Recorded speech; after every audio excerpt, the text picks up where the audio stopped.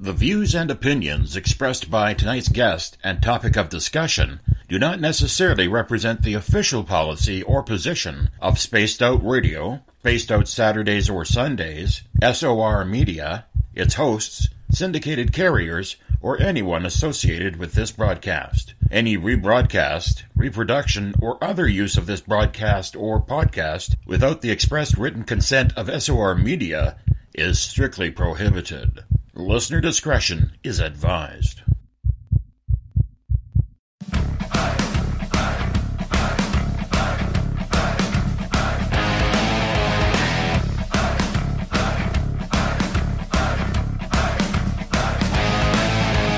Are you experienced? Then come own the night with us.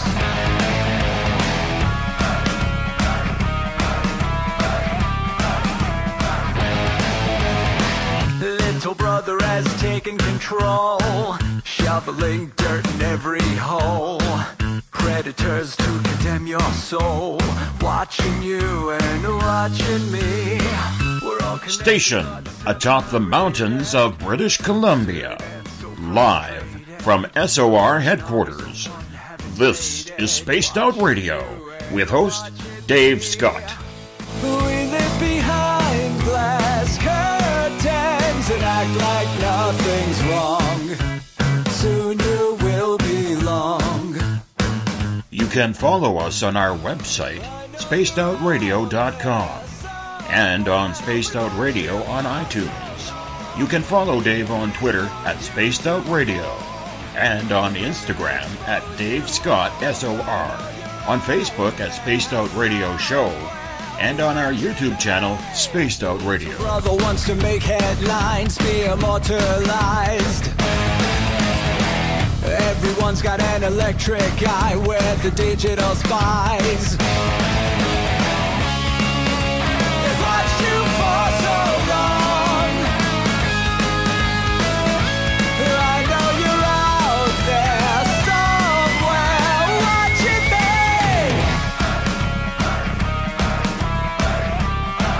me. Buckle up, space travelers. It's time to go for a ride on Spaced Out Radio with host Dave Scott. I know you're out there somewhere. We've watched you for so long. Wait for you to fall. We'll expose you all. I know you're out there somewhere watching me. Little brother wants to make headlines, be immortalized. It's Thursday, May 31st, Friday, June 1st, if you're on the East Coast or across the pond. And this, my friends, is Spaced Out Radio. Hope you had a great day and night. I am your host, Dave Scott, live in the Great White North in the Caribou region on top of the mountains of central British Columbia, right here at the renovated and newly built SOR headquarters. We are 150,000 strong nightly on the SOR radio network, including the Fringe FM. You can check us out live on periscope.tv every Monday through Friday night. And if you want to check out our archives, go to youtube.com/Spaced Out Radio. Hit that subscribe button. I would wholeheartedly appreciate that. Our website, spacedoutradio.com, has a plethora of features for you. You can rock out to some Bumblefoot, shop at our Spaced Out Radio store, read up on the encounter online, or watch great videos from UFO Seekers, Contact TV, and so much more. Now, for those of you out there wondering about why I'm sounding a little tinny, a little hollow, or sound a little different with the microphone tonight, it's because we are currently in building mode of the brand new SOR studio. We are getting ready for paint. Tomorrow there will be paint on the walls. I'm very excited. We'll even have a door as we soundproof this and we get ready to build our real Spaced Out Radio studio here at headquarters. So you got to bear with me tonight, probably tomorrow night, with a little bit of hollowness, because we got to make sure that we have room for everything that's going to be happening in this exciting time for our show.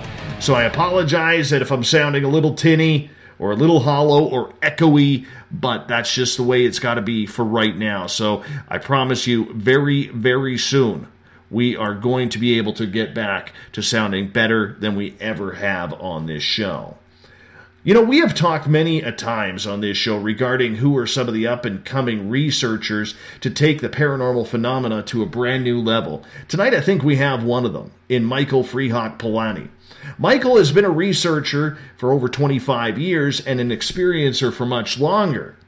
But you may be just getting to know his name and his research. Starting as a child, Michael has had numerous experiences that range from sightings of craft in the skies, spirits, and ghostly apparitions, along with much more paranormal activity. But he also has first-hand experience with crop circles, a crop formation that he is best known for. Came to be known as the Chandler Formation in Chandler, Arizona. We're going to learn about this tonight, Michael. I've wanted to have you on the show for a long time. It was great getting to meet you down at UFOCon 2018 down in San Francisco back in March. I'm glad we're finally hooking up on the air, my friend. How are you? Absolutely, Dave. Thank you so much for having me. It's a pleasure. I'm doing great, and I can totally sympathize with your situation over there and your tinniness and things like that, because I, too, last 3 weeks have been going through a kitchen remodel, and I am in a dust bowl as we speak, so I can sympathize. But that's how it's got to be until we reach that finished stage of our renovation. So I hear you loud and clear, brother. Oh, man, you know, when it comes to renovating, I love doing it. To me, it's very exciting, but it's at that point now where I just want it done. I want to get the soundproofing on the walls. I want to get everything kind of set up, the brand new studio, make sure I know what the hell I'm doing, and, you know, not sitting here during the show, gee, I wonder what this button does. You know, so we're getting there. We're getting there, and it's going to take us bigger and better places, you know, as we try to expand this show's audience and its reach. But, you know, you got to love the renovations when you see it all coming together and you see that picture in your head and you're like, damn, this is going exactly the way I wanted it. It's kind of cool, isn't it? You bet. I love it. And to be honest, a little secret about myself, I'm a licensed, educated, trained kitchen and bath designer by trade. So I've had many years of this, and I only kind of hung that up about, I would say, 8 to 10 years ago. So I know the feeling. I know how that is, and I can tell you it's kind of fun to get back into it now that it's my kitchen, and I kind of know what's going on, and I'm watching all the details because, you know, things can get postponed and go wrong real quick if you're not paying attention to the details. So I understand.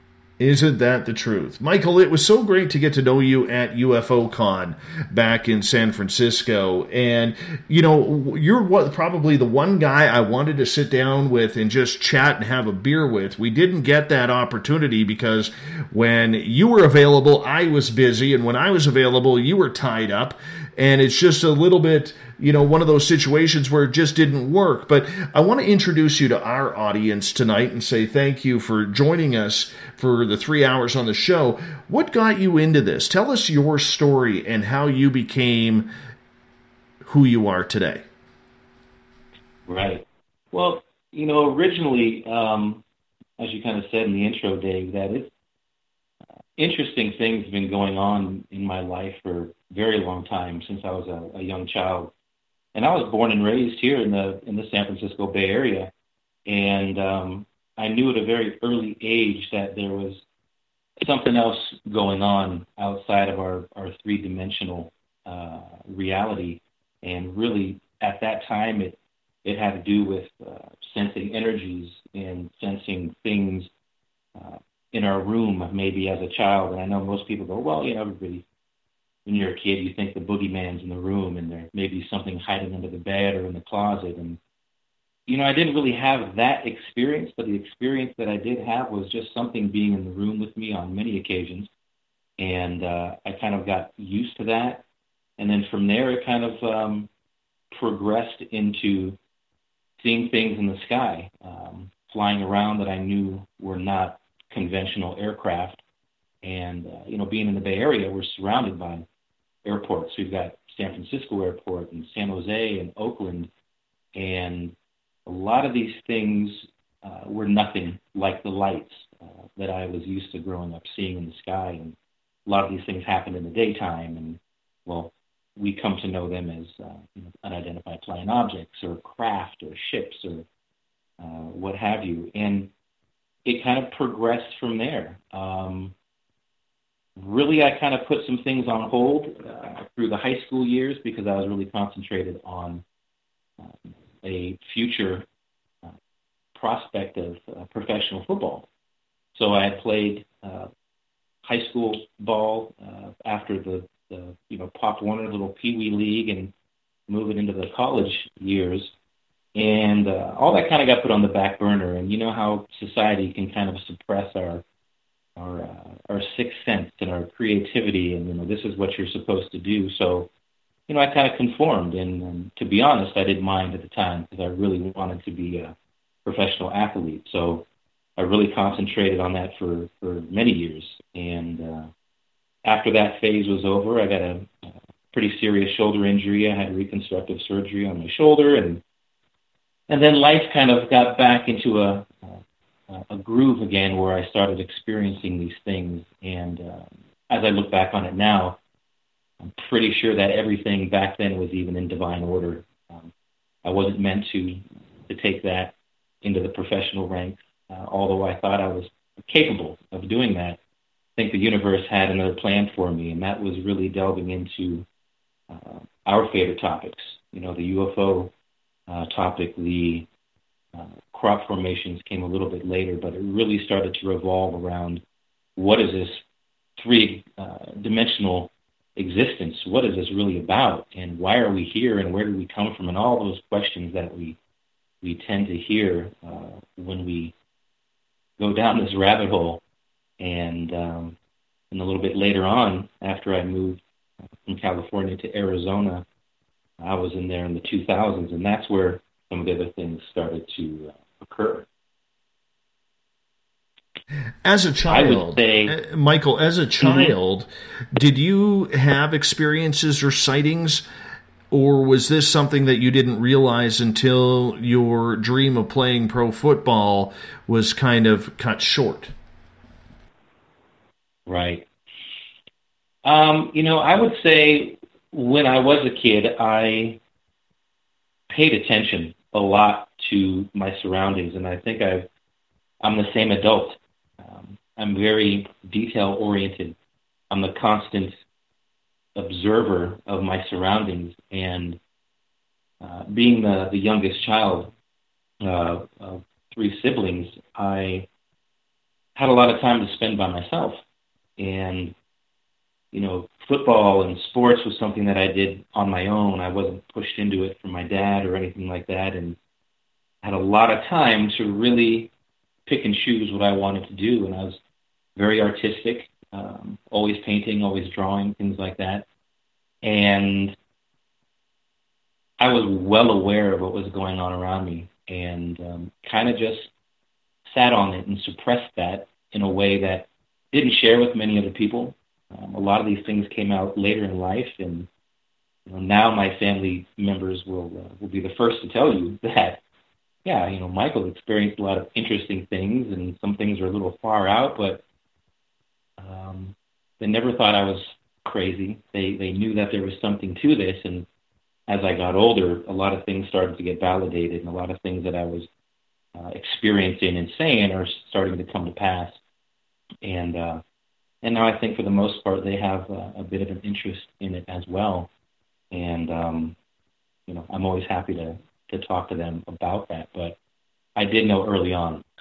And to be honest, the football, it was just kind of something that I really enjoyed. And I would say that I'm glad things went the way they did, because now I'm really, really touching upon what I think is my passion, and not only my passion, but it's probably the main reason that I'm here, at this time on this planet. Is that I have work to do, I have research to do, and I have a lot of things to experience. and pass on to other people as well who may be going through the same types of things that I've experienced. Did you always live a spiritual life, or was this something that you had to find your own path? You know, it's an interesting question. Again, being the youngest, I was the one that kind of got out of having to be drugged to church every Sunday. And by that time, my parents were like, "Oh, I've had enough of this." And then it was, I really had free reign of exploring, you know, what I felt was the universe or God or source.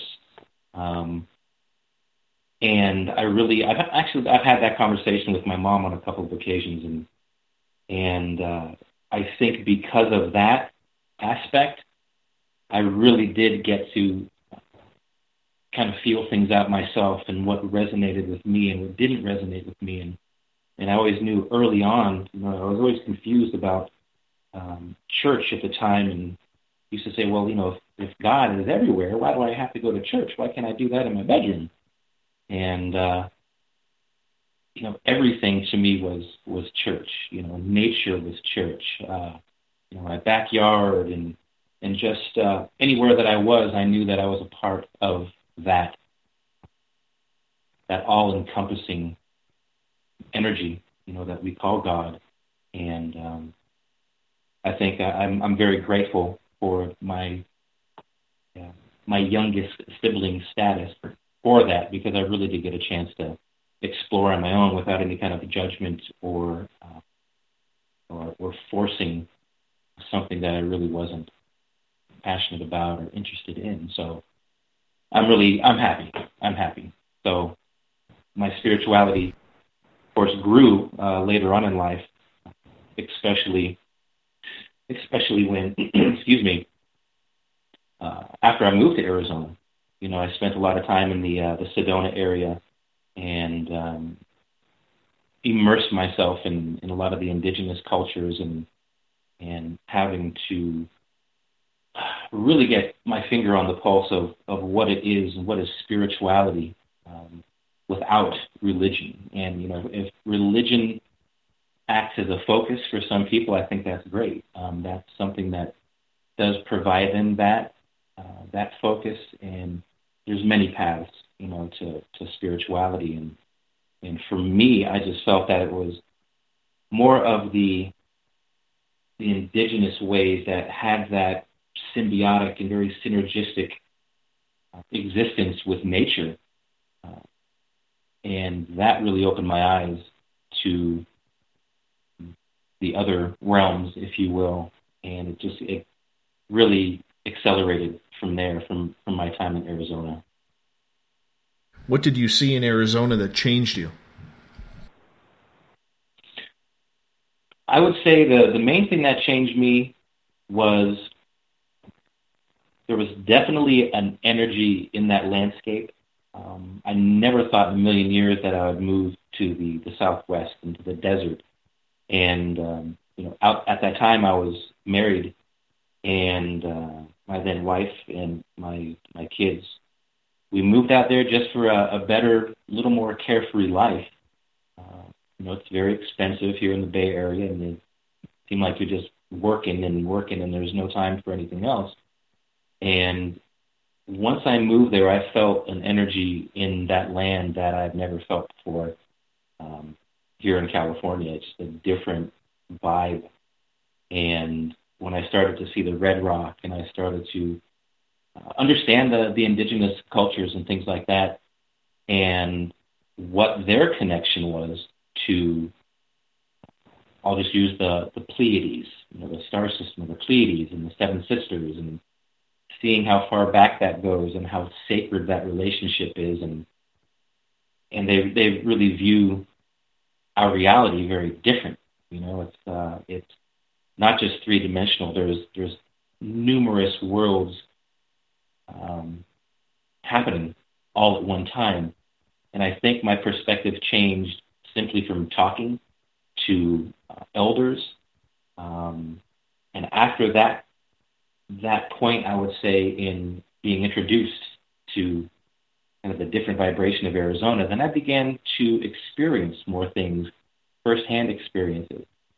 I did have many sightings. I'd say the majority of the sightings that I've had in the last 20 years, they took place in Arizona.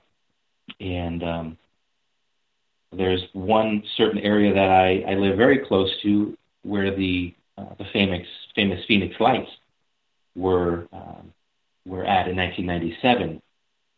There's an area of South Mountain and another mountain range called the Estrella Mountains. And I was blessed to see what we would call, and it's kind of a general term now, but I did see what we call the Phoenix Lights, but in the daytime. And that was my introduction to the self-illuminating orbs and things like that. And after speaking to elders who live in that area, there's a road that travels right through those two mountain ranges. And they said, oh, absolutely. Those were our family members, and they've been coming here for, since time immemorial. It's been forever. And there is a doorway that they told me that they come and go as they please. And sometimes you may be lucky enough to see them. And I happened to see that one day, and that really opened my eyes. And I really got a sense that there was a consciousness to those, and they weren't physical craft. They were kind of a self-illuminating consciousness is the best way that I can describe that.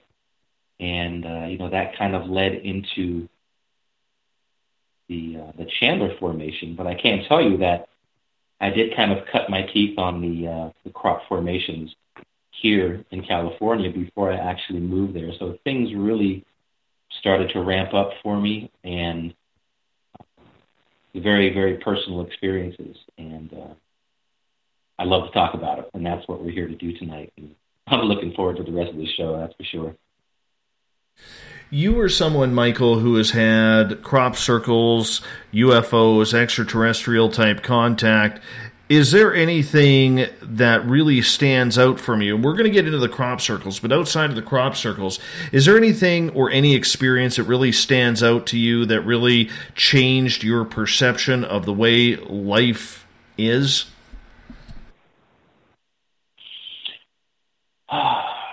Well, that's a good question. I would say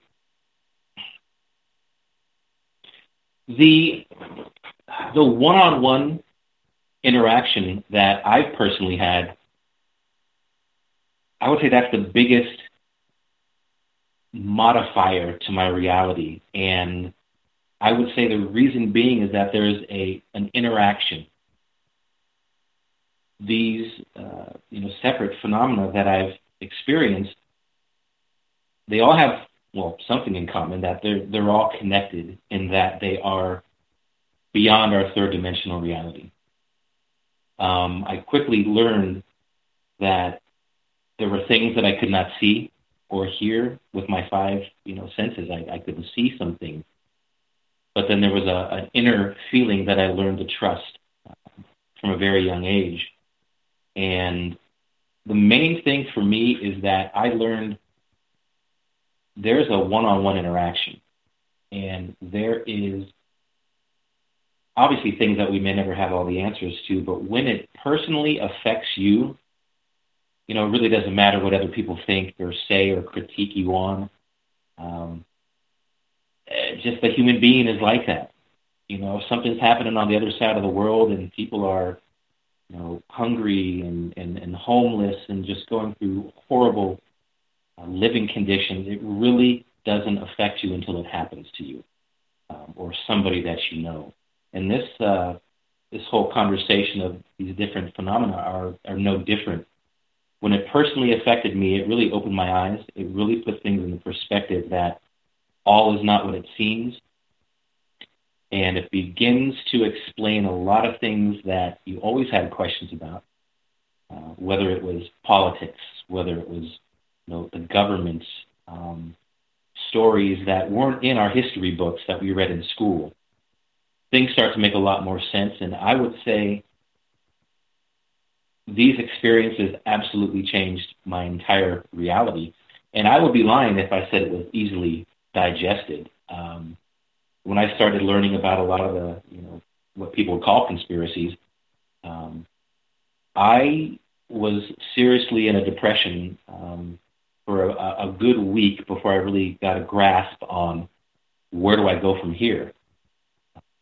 When you find out that, you've been lied to your whole life, you've been deceived about things, you've been deceived about truths, obviously,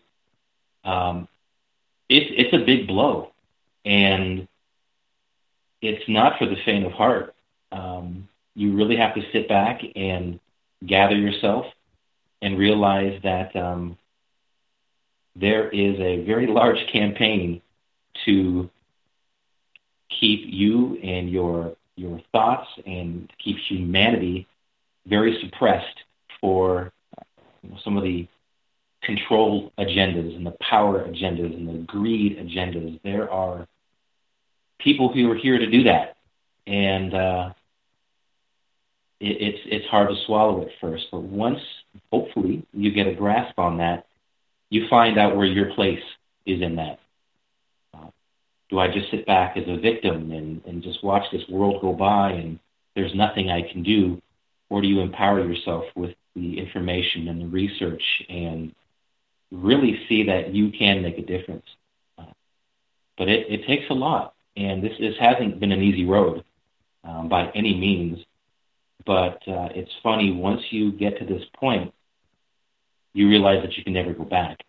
You can't go back to that illusion. You can't go back to the way you used to think, because you realize, at least I do, that we are an absolute intentional species here on this planet, here at this time, to walk our path and to live our truth. And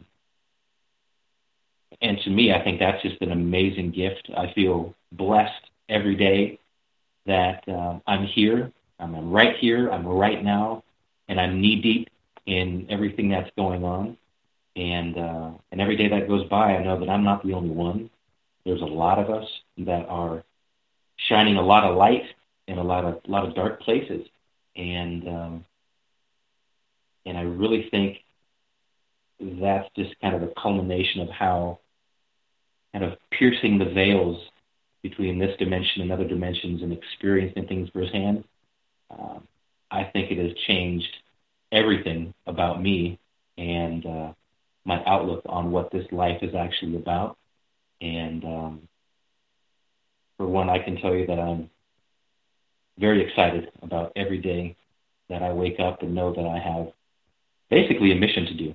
I have a mission to carry out, and every day I cross paths with other people who have the same feeling, and we're all getting together and doing this together as a family. You mentioned reality, and many times on this show we have talked about going down the rabbit hole as well. How did your reality perception change for people who haven't had those experiences to make them question what they feel is their own personal reality? Mm-hmm. Yeah, that can be a tough one. That's where I have really had to look within myself, find my tolerance and compassion, and really know that we do have different realities.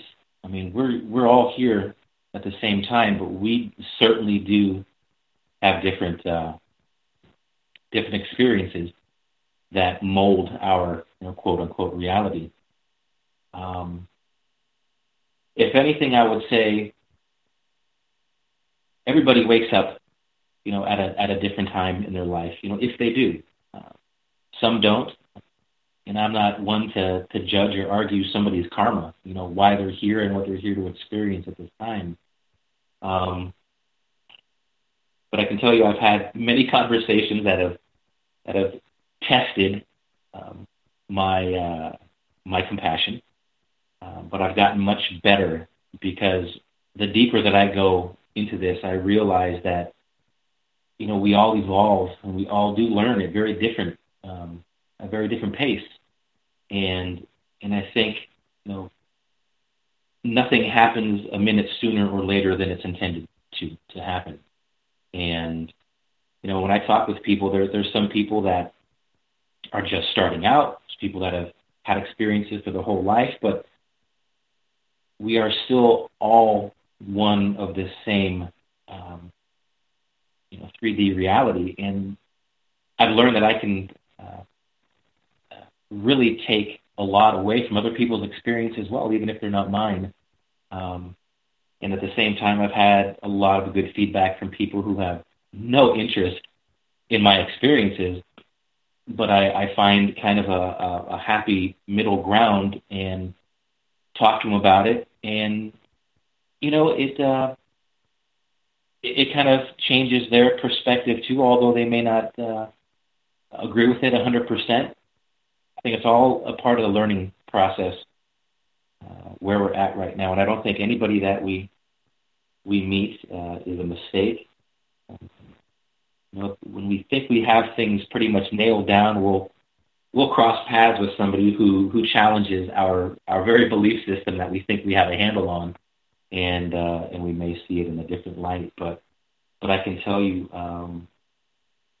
just because there's some people in high school or college right now doesn't mean, we should do away with kindergarten and first grade and second grade, because there's a process that everybody has to go through to kind of reach the places that they feel the need to, and it's just, it's a very good question, because, as you ask that question, it really makes me think about that. And I think I continue to learn from everybody, although they may not be on the same page as me. And, that too is a gift. We're all here at this time to do our own work, and we all have a piece of the puzzle.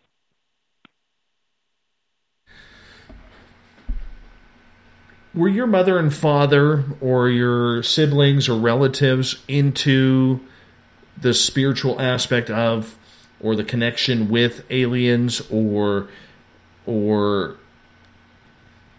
ghosts, cryptids, whatever you want to call it, interdimensional beings?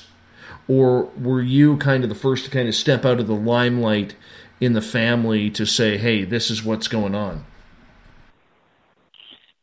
Yeah, I have to say, for the most part, I was the first one. But my mother would probably be upset if I didn't mention that I didn't realize that she was actually on that path, and actually pretty cool, until I got older. And I remembered that growing up, that she had Shirley MacLaine books, out on a limb and classics like that. And she would kind of do her own research in her own way. And I can tell you to this day that she is very open-minded. I have discussed things with her that I probably would have done many years ago. But she's very open to this, thank goodness. And we actually have a very special relationship when it comes to that, because now I can, tell her about some things and bounce some ideas off of her, and she's kind of right there. She allows me to kind of go out and do what I do, and she's a little bit more, I won't say secretive, but private about that. I know she doesn't speak about these things with many people, especially ones her own age. My mom is still very young at heart, and she, I would have to say, she was probably right on the same page as I was when I was a young child growing up in the house. So she probably started it off, and I'm out doing the field work now and putting in the hours. So yeah, I can thank her for that, I think. Let's start getting into the crop circle, because this has really kind of pushed who you are in this field, Michael, because if I'm correct, you had a very close hand in the Chandler formation in Chandler, Arizona. What do you recall about that day? Wow. That was a big one. I had already lived there for a few years, and I can tell you, briefly, I did have some field work that I took care of here in the Bay Area in the early 2000s. There was a couple crop formations within an hour or two from where I lived, and I really kind of cut my teeth on those. I was very interested in the subject at the time here when I was still in the Bay Area, so I really started to kind of hone the skills on what to look for and all the telltale signs and how to tell the difference between a man-made formation and a non-man-made formation. So when I moved to Chandler, this was probably one of the first interactions, I would say a communication of sorts, that I was in Sedona at the time, and I kind of did a meditation up, high in the Red Rock, and a lot of things were going on in my life at that time, my personal life, and I think it was something that a lot of people have done at least one or two times in their life, especially when things are difficult and you don't quite know where things are going. You kind of look up to the heavens and say, all right, God, universe, source, whatever the name you want to use, what am I supposed to be doing? What's the plan for me? Just show me, give me a sign. Please, something, anything. And then you kind of let it go. You always wait for that immediate answer, but you usually don't get that immediate answer. You put out the intention, you forget about it, and time goes on. Well, it wasn't too long after I put that intention out there in Arizona, which, as you probably know, is the vortex areas in Sedona. The energy there is absolutely amazing between the red rock and the quartz, and things are amplified. So I thought that was a pretty good idea. I would say a couple weeks later, I was on my way to a little outdoor mall, just needed to do some shopping with the family, and I drove by some of the remaining farmland in Chandler, and it was a four-cornered intersection. It's a pretty big city, but this main thoroughfare that went through to a newer development still had farmland.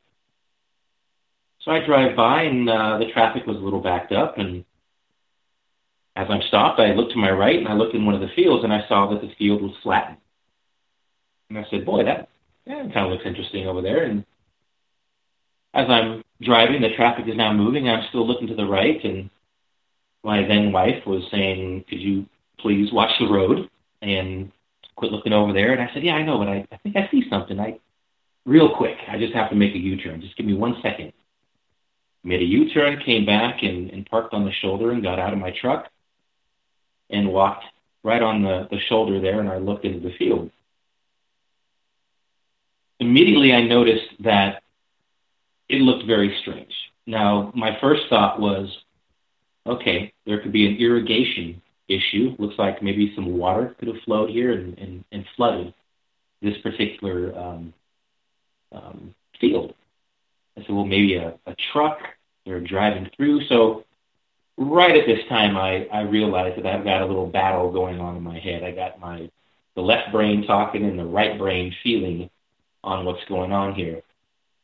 So I saw a few things that stood out, and they stood out so much that I said, this is what we're going to do. I got to go back home, and I have to get a few things, and I have to go into this field. And, of course, at the time, the family thought I was a little nuts, and they said, okay, whatever. We're going to do the shopping. We'll get the other car, and that was that. So I went into this field, and I began to take pictures. I began to look for telltale signs. I took a little video. It was very fast. And the things that I saw in that field were jaw-dropping, to say the least. I saw some of the telltale signs. I saw some swirls that were very much what I'm used to when it comes to the research of crop formation. And I had a few trash bags, and I was well prepared. I have to say, I thought in the moment, I said, I may not be in this field for more than 5 minutes because I'm well aware that this is not my field. This is trespassing, and I need to make it quick. So I did everything that I could in a short amount of time. I took some control samples of the stalks themselves.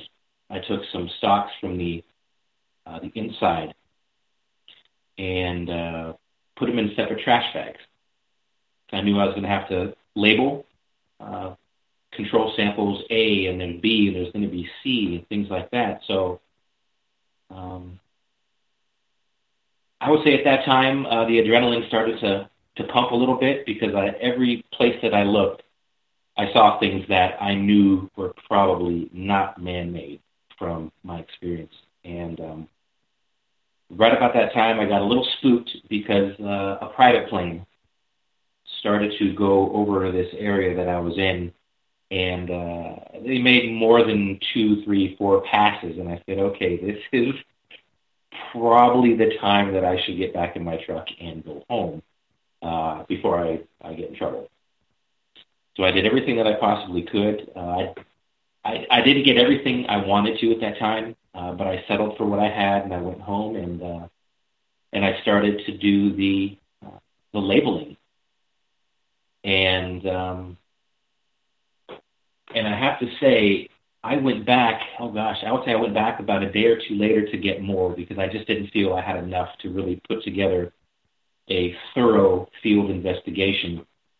To my surprise, when I went back, the field was 98% gone, which was a little strange because this was a field of sorghum.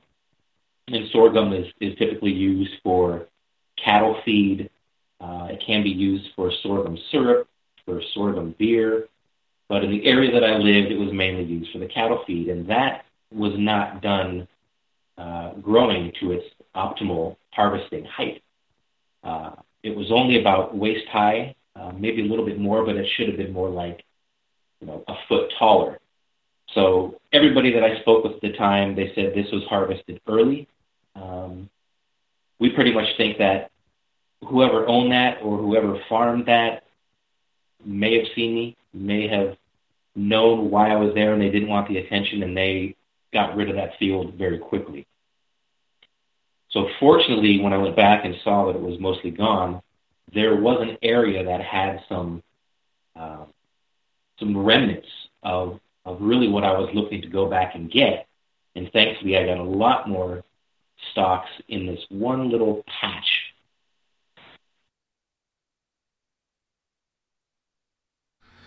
Do we still got you, Mike? You still there? We seem to have lost Mike. Well, let's reconnect with him here.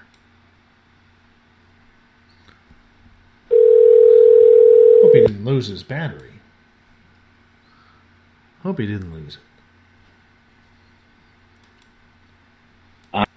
You can hear me, Dave. We got you now. We got you now, my friend. All right. Beautiful. Not sure what happened there, but let's move forward. Let's blame the aliens. Let's just blame aliens. It's easier. See, they didn't want the field there very long, and they didn't want me talking about that for very long. That's what we're talking about right there. Yeah. Where did I get cut off at, Dave?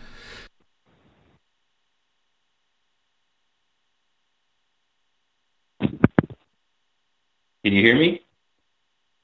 Yeah, I can hear you. We were just talking about the strands. Okay. So I did get some more of those. They were beautifully bent stalks that I was really looking for, so I could really have some good control samples and some good affected samples. So once I did this, I put this together the best that I could.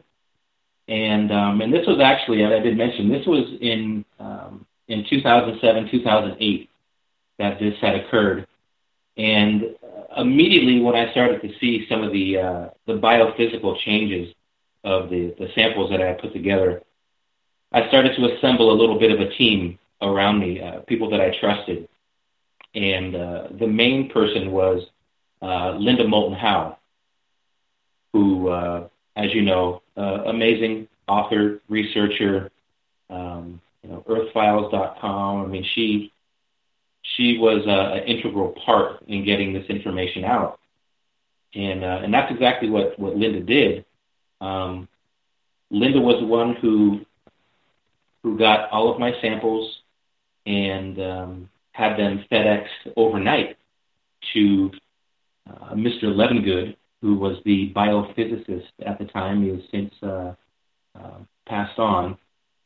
Mr. Levengood is one of the few, I would say, gentlemen of his status that took this phenomena very seriously and studied hundreds of crop formations. So before I knew it, Linda had this overnighted. Next thing you know, it was in this laboratory in Michigan, and Mr. Levengood started to do all of the testing that was to show if there was any changes to this. Is this a man-made formation? Was I just kind of running with it and hoping it was something that it wasn't, or was it really something? Well, a few weeks went by, I would say a couple weeks, and I had a few conversations with Mr. Levengood, had conversations with Linda.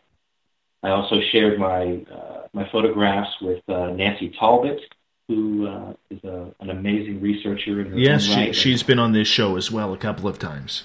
Well, there you go. And the T in the BLT, science research aspect of formations. Jeffrey Wilson of the ICCRA in Ohio, the crop circle group there. So, next thing you know, I go from ready to go shopping in a mall to having this amazing team of people around me who I trust and admire very much.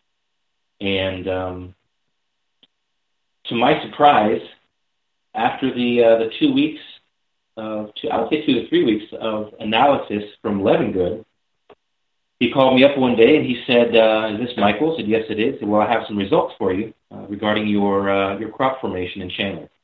I said, "Well, hit me. I'm ready."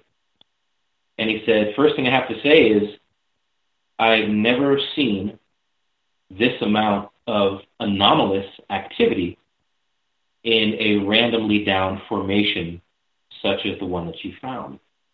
Now, the formation that I found, we call it RDF, for randomly down formation, because it doesn't have really any coherent sacred geometry that you would see over in the UK on a yearly basis. It was kind of otherwise. People say, a little bit ugly. It didn't really look like much, but the one regret is that we didn't get a chance to go in the air and see what it looked like from above, and that's because it was harvested so quickly, so we didn't get to do that. But I can tell you it had a very interesting characteristic. Had standing tufts, and there was one area about the length of a football field that had a weaving pattern to it that looked like a basket. And that was the area that I walked through when the jaw dropped, and I said, okay, I think I've got something here. This is not an irrigation issue. This is not flooding. This is not a truck joyriding. I think we've got something here. And that validation and confirmation from Levengood, it was an amazing feeling. And I have to be honest that I did not at that time remember the intention that I put out in Sedona during that meditation. It's kind of one of those things, like, you have a phone in your hand or a camera, and you see something amazing in the sky, and you're so in awe, you don't think to take a picture of it. It happens sometimes, and that actually happened to me. I didn't put two and two together, and it was interesting because I started to give presentations. I was invited to a conference at the time, and I spoke at a high school in the city of Chandler. And it was brought to my attention that, Michael, who else knows about this? And who else was there? Who else saw this? And who else can vouch for all of this? And I said, nobody. Not one person. And they said, boy, it seems like it was very personal, like it was meant for you to find. And that's when my wheels kind of started turning. And I said, wow, yeah. I believe that was the first communication, the first interaction that I had with this type of phenomena. And as I did more research, I found, and I even say in my presentations now, that this is a very interactive phenomenon. It's very interactive. When you hear some of the stories from England, everything from meditating on certain patterns, only to have them show up in the field, in the next day or two, where nobody else had an idea of that, just this small group of people who did a meditation. Symbols, locations, things of that nature, that there is an interaction. And I think that's what really keeps us going, is that there is a consciousness behind it. And you can talk to it. It can talk to you. The languages may be different, but there is a communication here. And that's when you begin to realize that the veils can be very thin at times.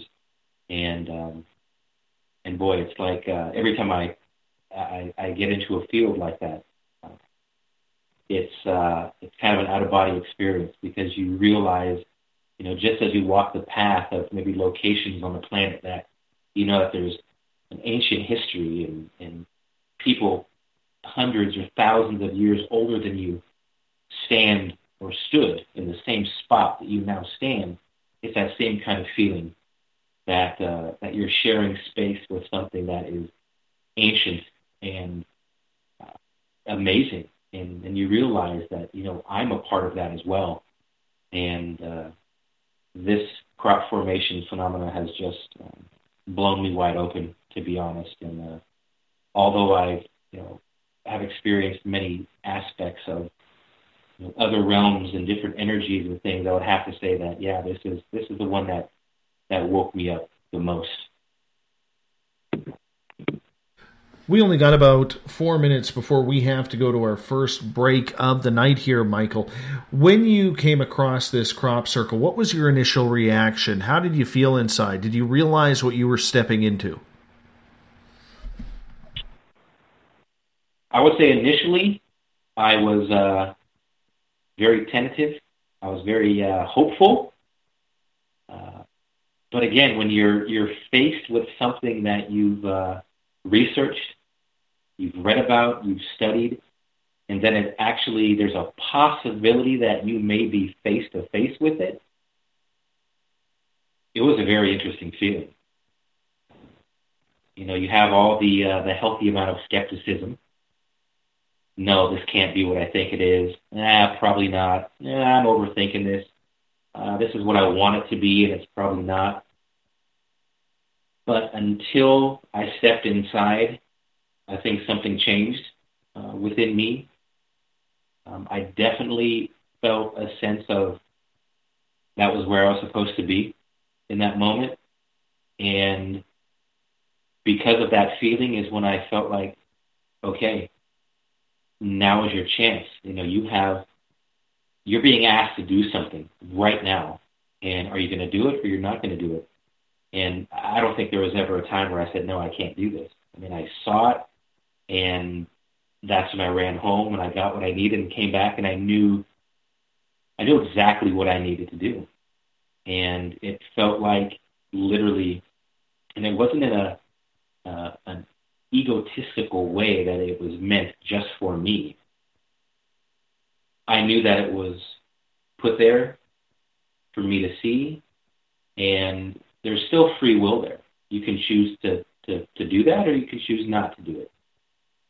I saw it as an invitation and something that I had asked for. probably consciously and subconsciously.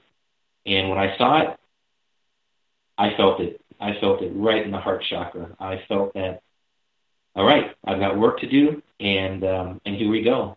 And there was no looking back after that. And I think it was funny. Everything moved very quickly, but at the same time, it was almost like it was in slow motion. I was in this bubble almost by myself.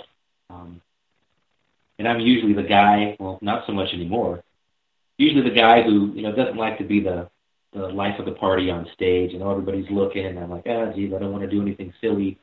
Well, there was traffic, and there was people out there, and there's, like I said, it's a wide open area. And I just said, you know what, you guys can continue doing what you're doing over there, but I've got work to do. And it took me over that quick. And even to this day, I'm grateful for that, because I'd have to say it changed the trajectory of what I thought possible, how I can interact with this energy, and be a part of it, but at the same time be an observer of it as well. Michael, I'm going to cut you off right there because we do have to go to break. Michael Freehawk Polani is our guest tonight on Spaced Out Radio. We're talking crop circles, UFOs, ET contact. We'll even get into past life regression later on in the show. We will be back with more Michael Freehawk right after this on Spaced Out Radio. Find your escape where time has no limits. It's about living today and cherishing the heritage of yesterday. A spirit of adventure for what is new, with the nostalgia of the past. Your timepiece is a reflection of who you are. Life surrounded by beauty from the world around us to the soul within. EscapeWatches.com. There is no time like the present to enjoy your escape. Use promo code SMF2017 for your 20% discount today. The freedom to post what you want, when you want. That's the social media freedom you need. Social Media Freedom is the free app in your app store. No need to worry about going to jail or being shadow banned any longer.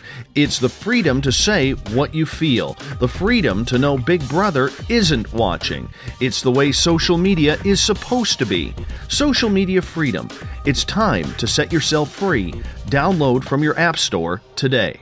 Coming September 28th to the 30th, it's our first annual Caribou Paracon, put on by Spaced Out Radio and the Canadian Society of Questers. 3 days of paranormal, supernatural, and spiritual knowledge in the beautiful 108 Mile Ranch, British Columbia. Tickets are $150 Canadian for the event, being held at the Spruce Hills Resort and Spa. Come watch our featured speaker, Grant Cameron, along with Lorian Fenton, David Weatherly, Ross Allison, and more. The Caribou Paracon, celebrating everything paranormal. Hey Space Travelers, it's Joe Roop, your host of Spaced Out Saturdays. Come join me as we explore the realms of the paranormal, the esoteric, and everything in between every Saturday night at 9 p.m. Pacific, midnight Eastern. You know the truth is out there. Don't get caught sleepwalking. Come join Spaced Out Saturdays. That's every Saturday night, 9 p.m. Pacific, midnight Eastern, right here on SpacedOutRadio.com.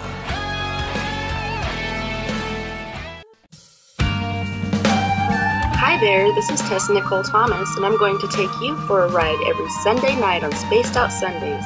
I'm going to set up your week with some strange tales from across North America, from psychic readings, Sasquatch, UFOs, to the most haunted locations.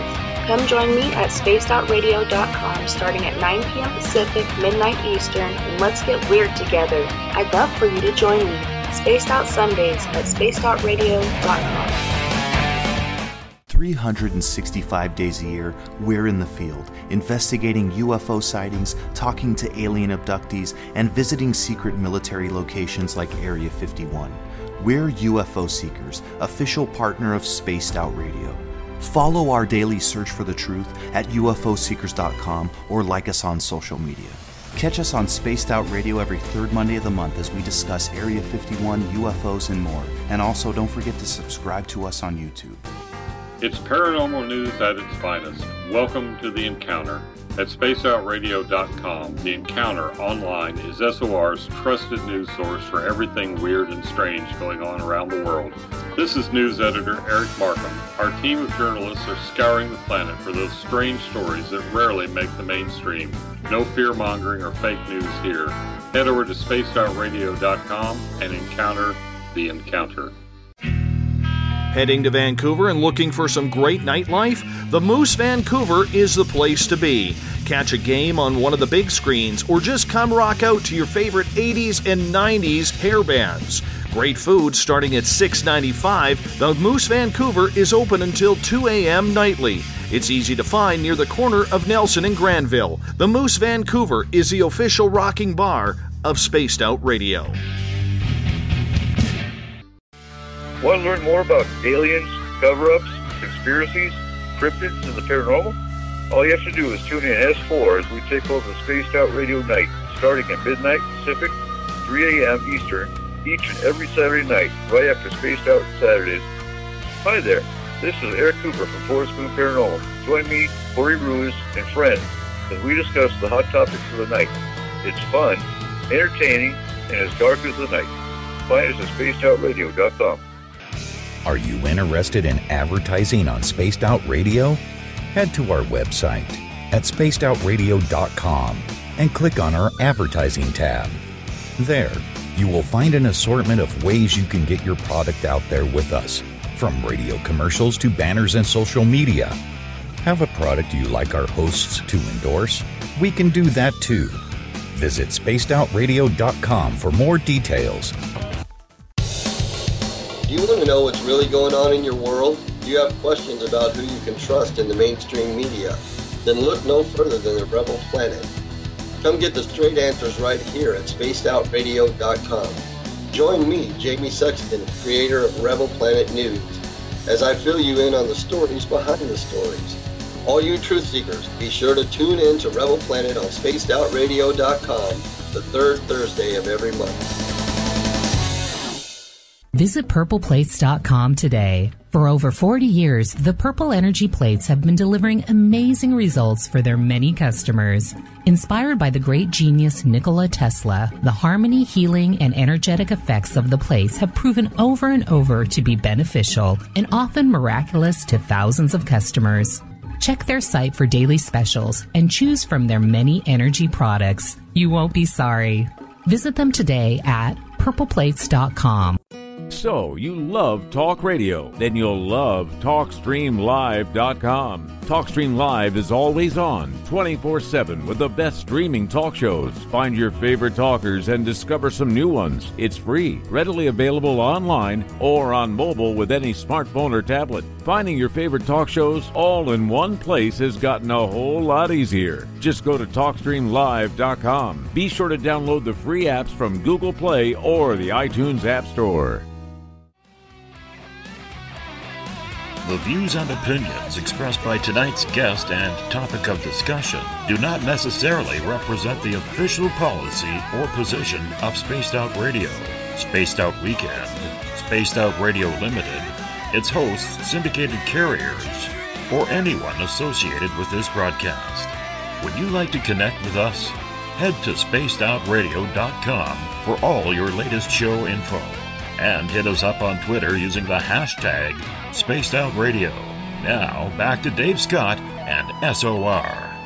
Welcome back to the second hour of Spaced Out Radio. Tonight, I am your host, Dave Scott. Great to have you with us. Tomorrow night on the program, it's the first Friday of the month, which means our Keith Andrews will be back with the ET Connection, talking all things alien, starting at 9 p.m. Pacific, midnight Eastern Time at spacedoutradio.com. We want to welcome in everyone listening in on the SOR Radio Network, including the Fringe.fm. And if you want to follow us live on Periscope.tv, you can do so. Every Monday through Friday night, we are on YouTube. Go to youtube.com/Spaced Out Radio. That's where we store our archives to this show. They are free, and all I ask in return is please do me a favor and hit that subscribe button as well. Our website, spacedoutradio.com, has a plethora of features for you. Rock out to some Bumblefoot, shop at our Spaced Out Radio store, read up on the encounter online, or watch great videos from UFO seekers, Contact TV, and so much more.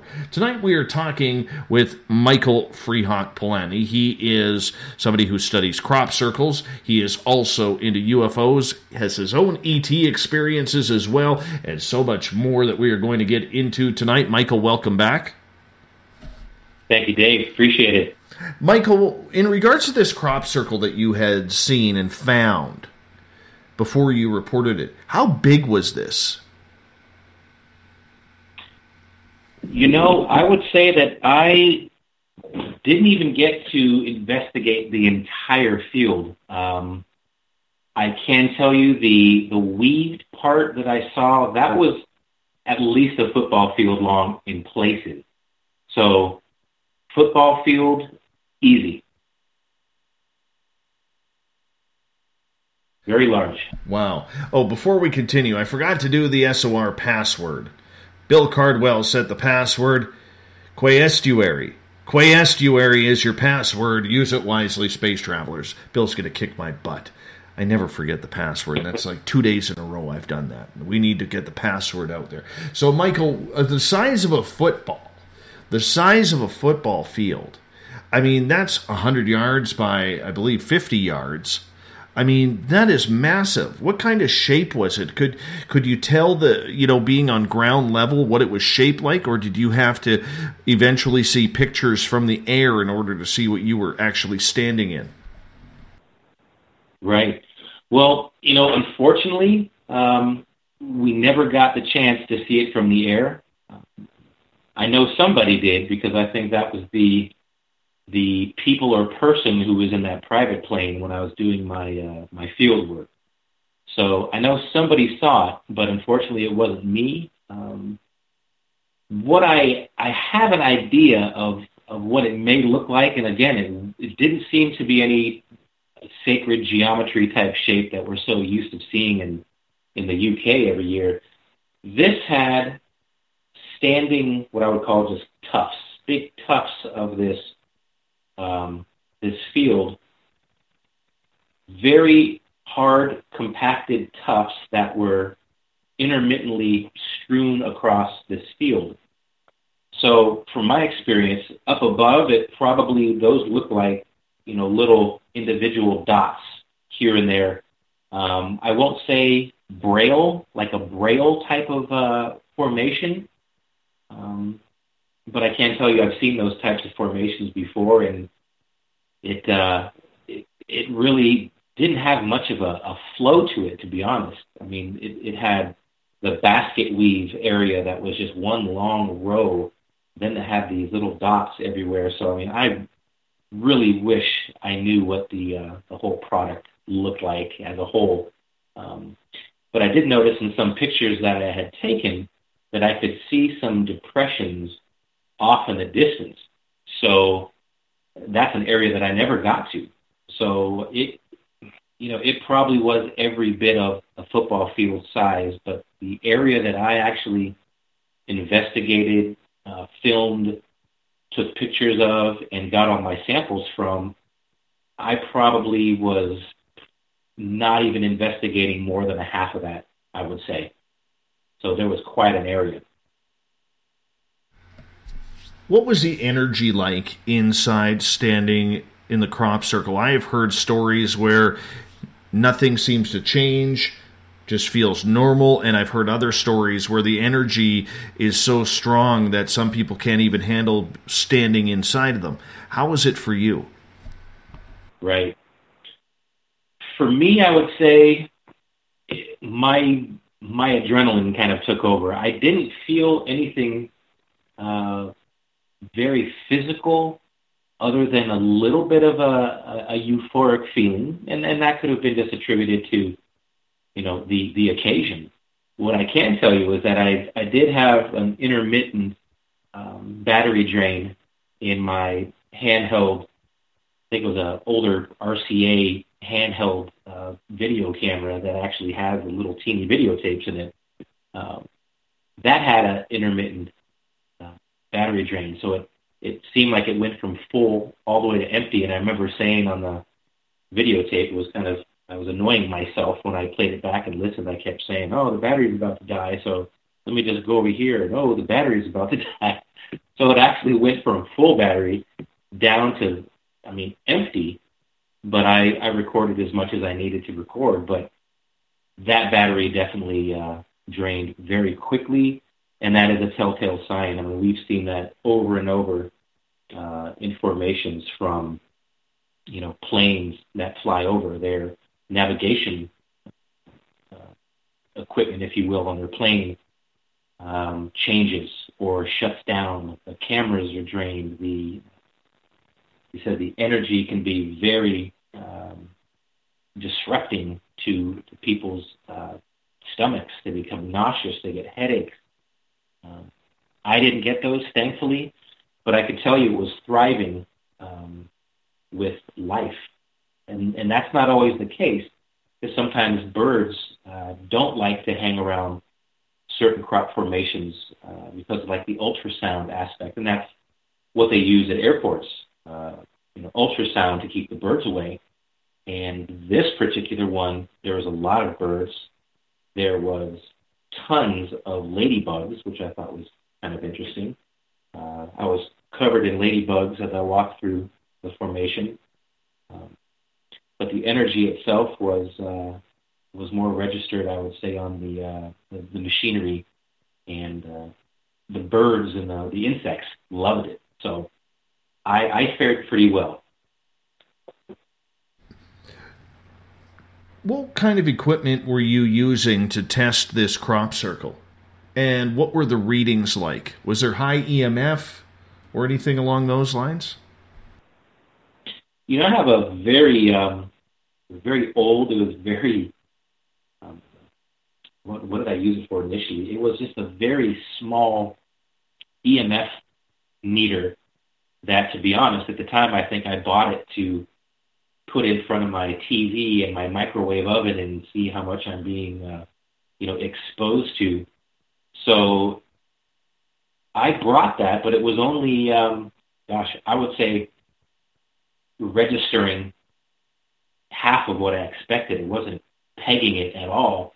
And to be honest, I didn't really, and maybe that wasn't the best thing to use to get that reading, but I really didn't get much off of that, to be honest, which I was kind of surprised about.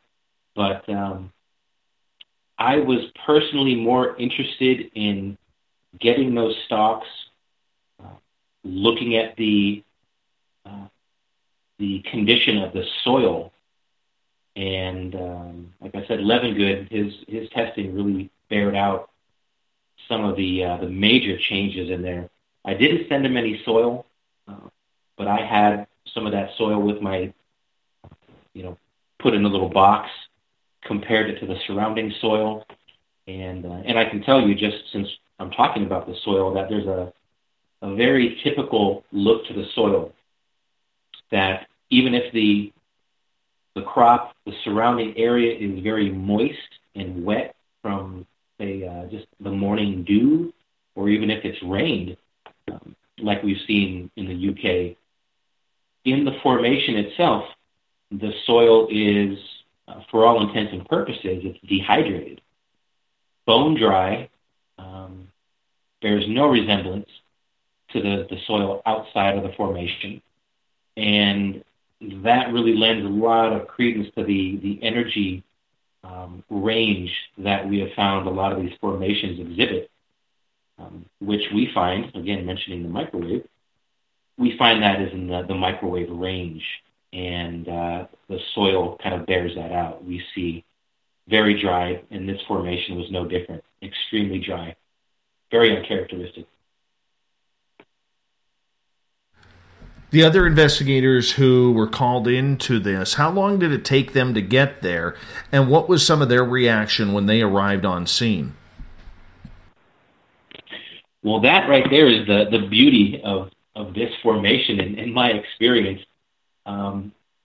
Nobody else but me saw this formation. Nobody else walked in this formation. Nothing. I was the only person, to my surprise, and I did think about that in the beginning. Wow, maybe people are going to flock to this thing, and well, the premature harvest of it, that kind of squashed that. Which, as I look back at that over the years about that aspect of it, I don't think that was a mistake. I think they whoever it was meant to harvest that, get it out of there, didn't want the attention, and just called it a day. So really, I wanted, Linda to come out and see it. I would have loved to have Jeffrey Wilson to come out and see that. Nancy, she's way on the East Coast, and I mean, before you knew it, once I told them about everything, it was already gone. There was nothing to see. So, obviously that's probably one of the main reasons that the first thing that I did was videotape this, get the still pictures, get all the samples that I could, because you never know when it's going to go. And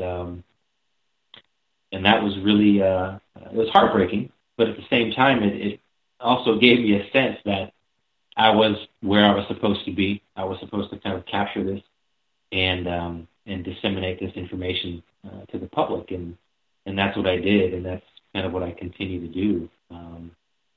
Now, the studies, since we were talking about the soil and the condition of that, the very interesting part about this phenomenon, I think whenever I give a presentation on it, it's really one of the main things I really want to impress upon people about crop formations is, yes, there is fake ones. Absolutely.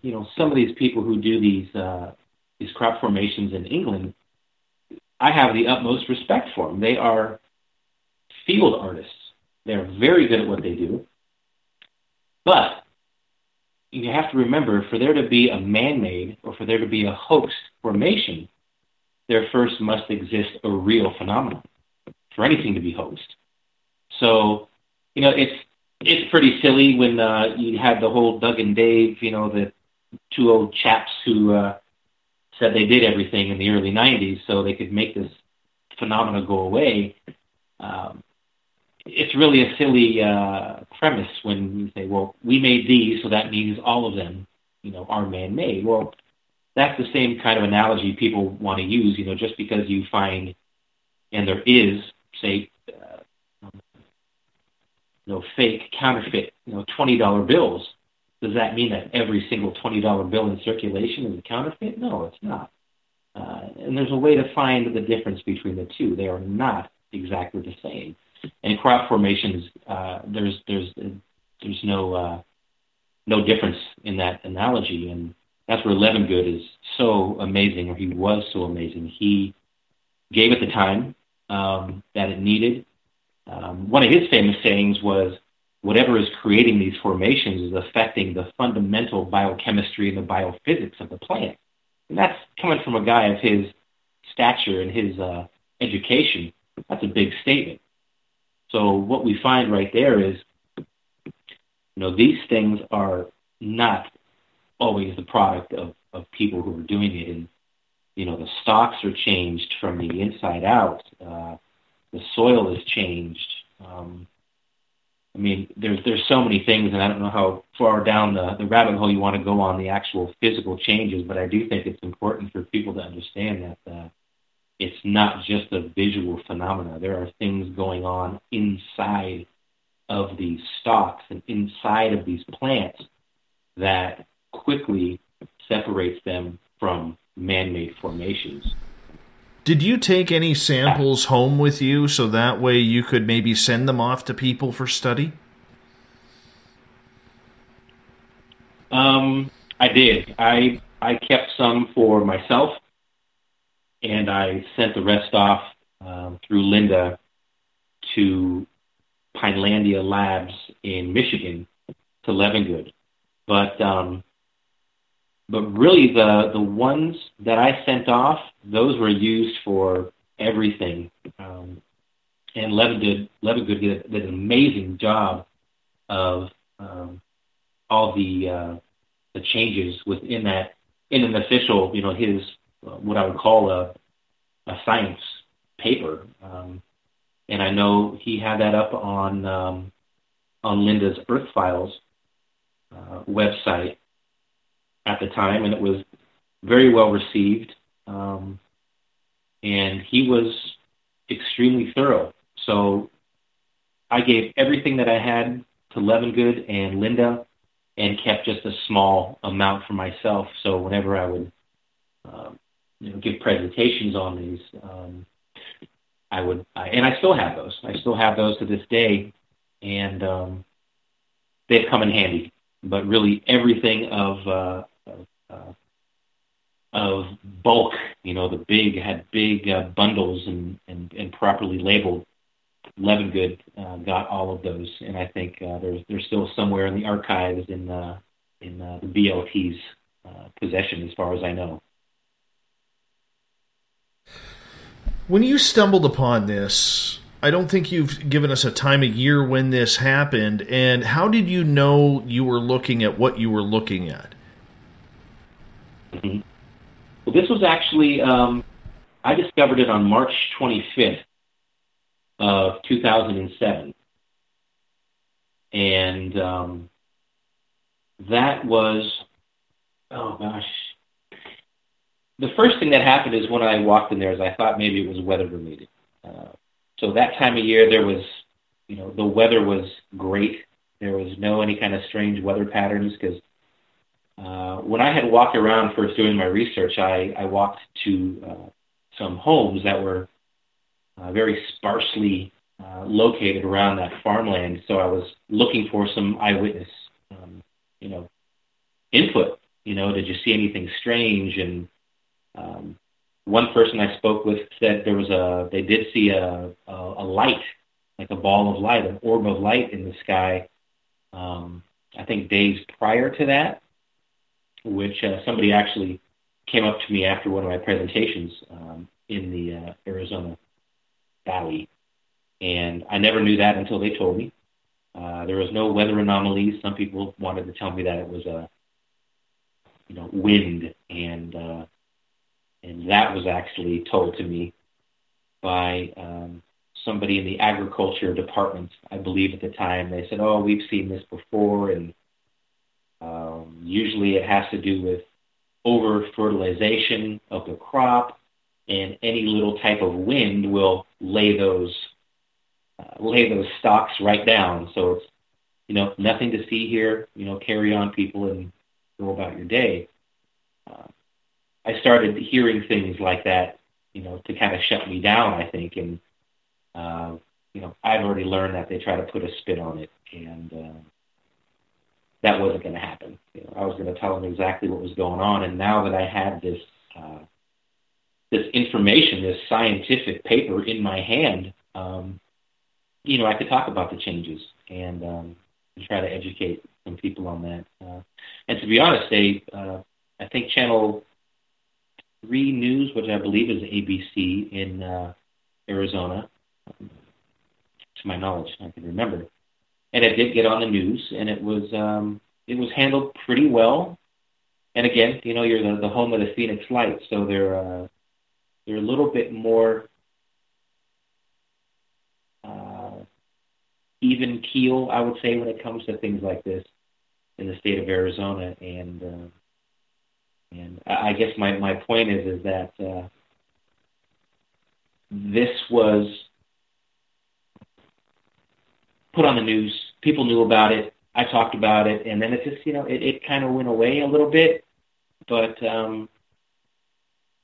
my thing that I wanted to do, and I'd like to kind of say real quick here on the physical evidence of some of these things, that there's the energy that you had asked about in the field that makes these things elongated and bent nodes. So these stalks are literally bent kind of like a bendy straw at the apical node, which is like the knuckle of the plant, and it's heated up very quickly by this authentic, crop formation making energy.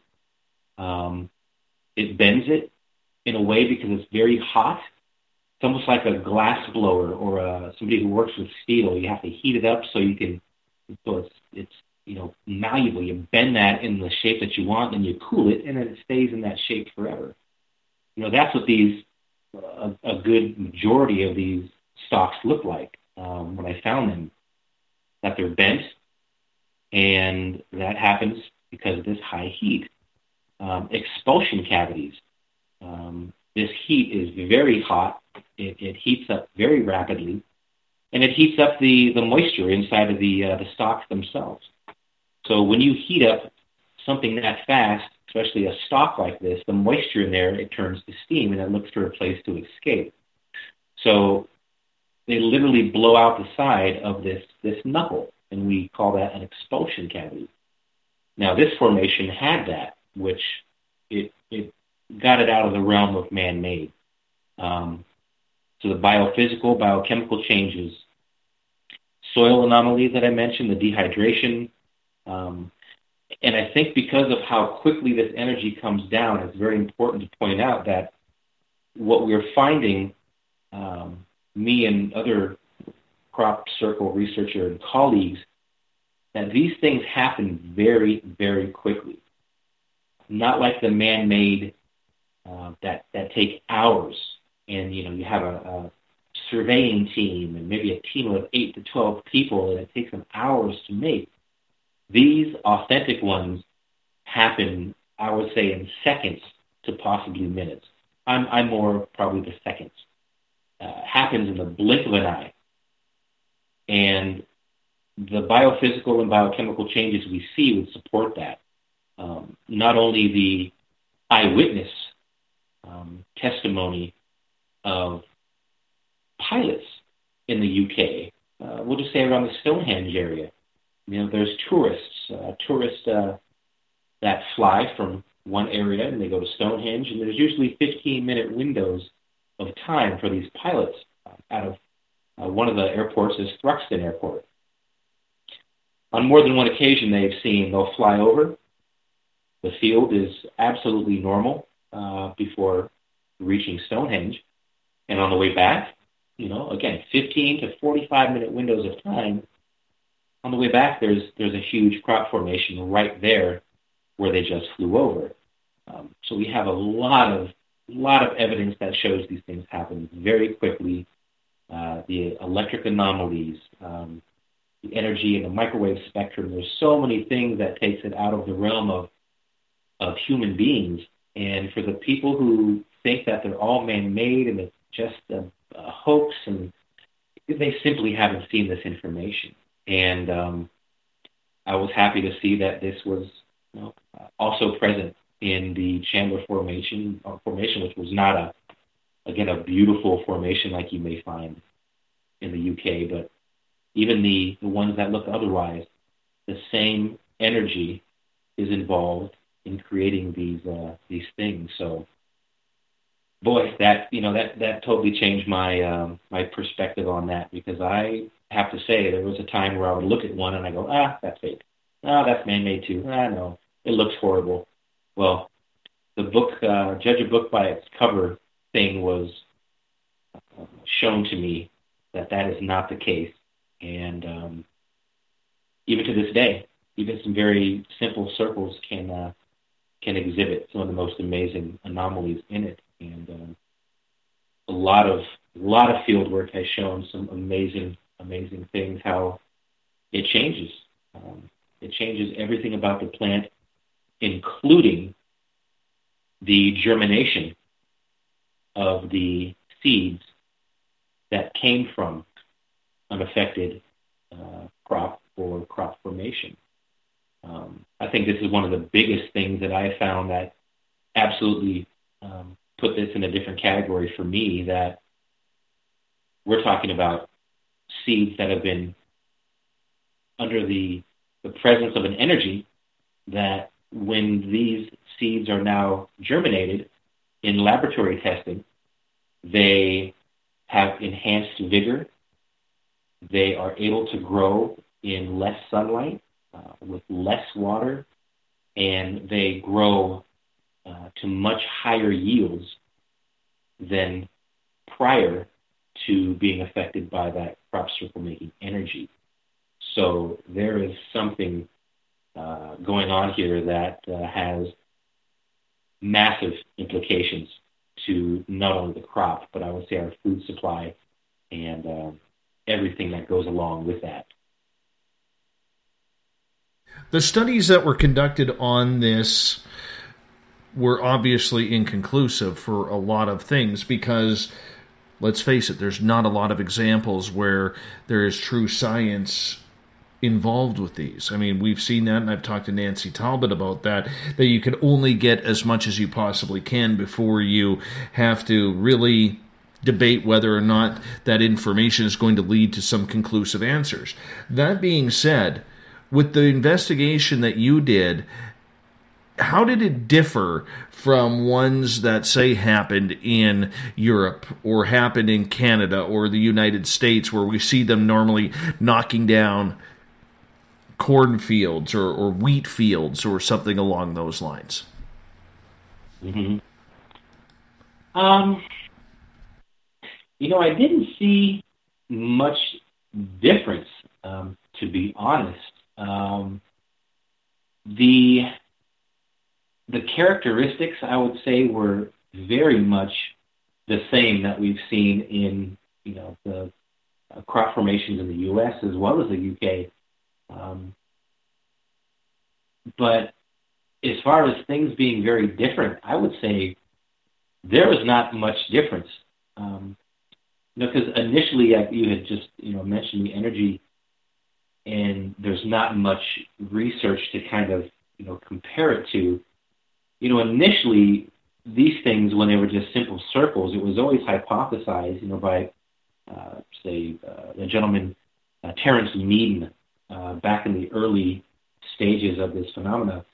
He was really onto some good stuff, but his research really talked about just the simple circles, and that usually meant, they hypothesized that this outside energy that would create these circles, it could be a spinning plasma vortex of unknown origin, but it contained like microwave and ion, negative ions and electron pulses and things like that for just simple circles. But when these things started to progress and it went outside of the circles, that's really just the database that we've put together over many years to compare it to. So really the database is not to say conclusively what it is, but rather what it is not. It's not something conventional. It certainly isn't people with boards and ropes and chains and things like that are simply crushing and damaging the crop, because none of these things are crushed. They're not broken. They're laying down in a different way. They've been exposed to some energy, and they're thriving, and they're perfectly healthy. So, yeah, it's really the database that we have is really showing what it is not.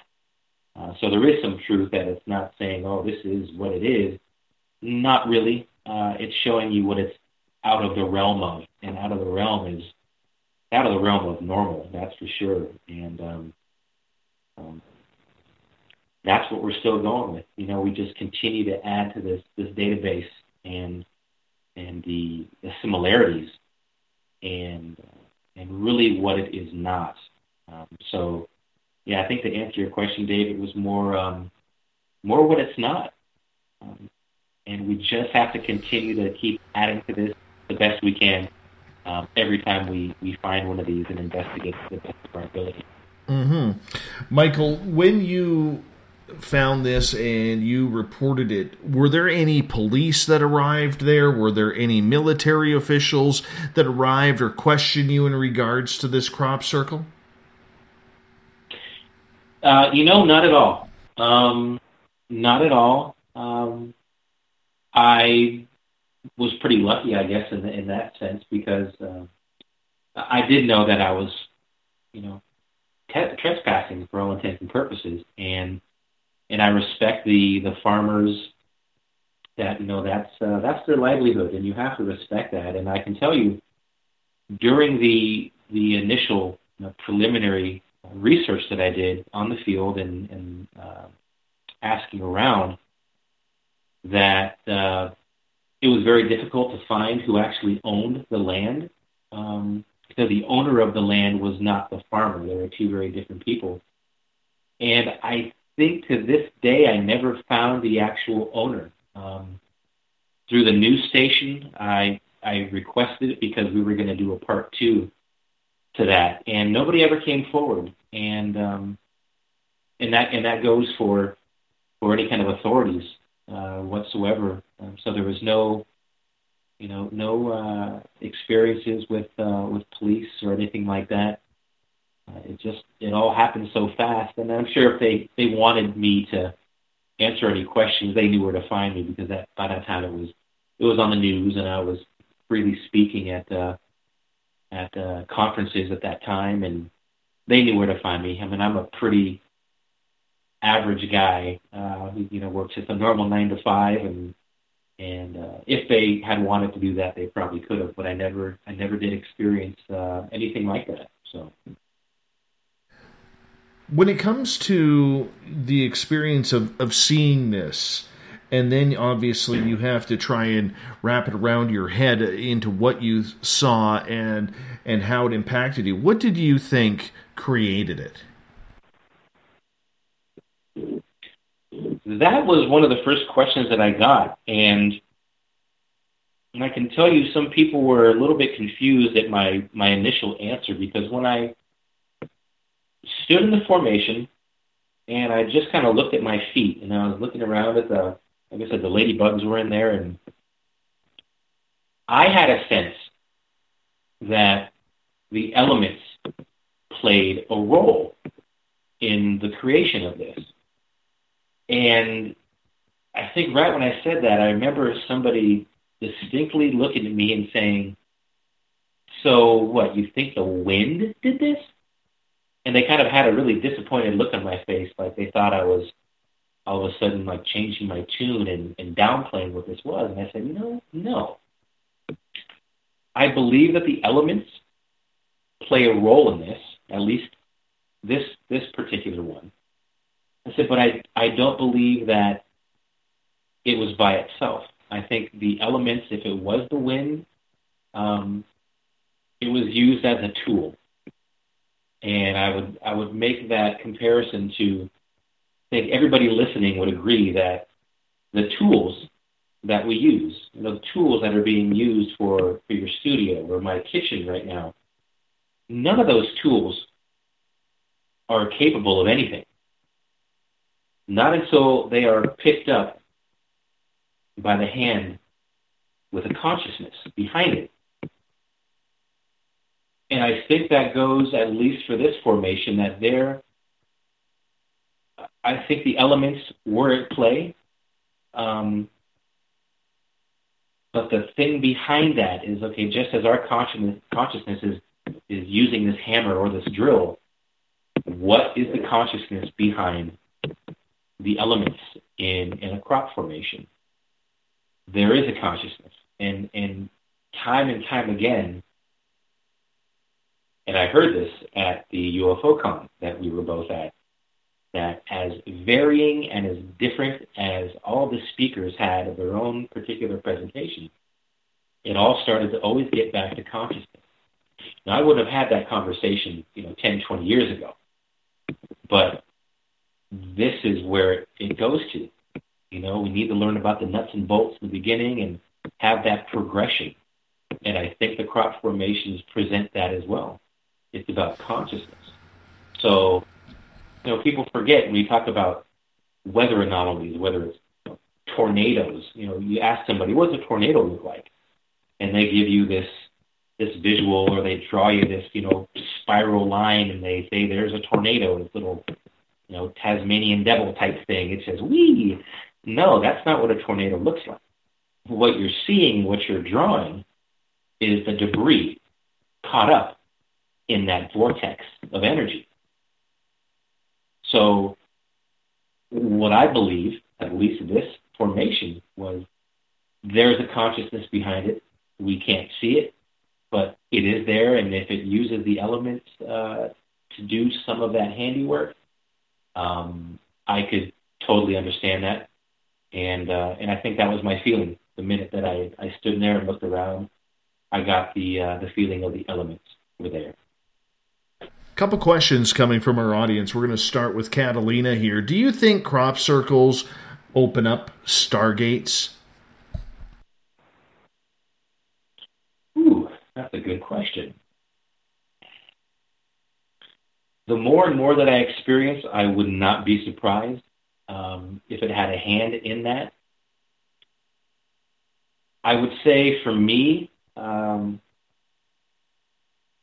crop formations definitely open up portals to other dimensions. And I think that, you know what, it may explain some of the orbs of light that we see around a lot of the crop formations. I know Colin Andrews, who I had the pleasure of speaking with years ago, he seemed to think that the orbs of light would travel through some of these portals.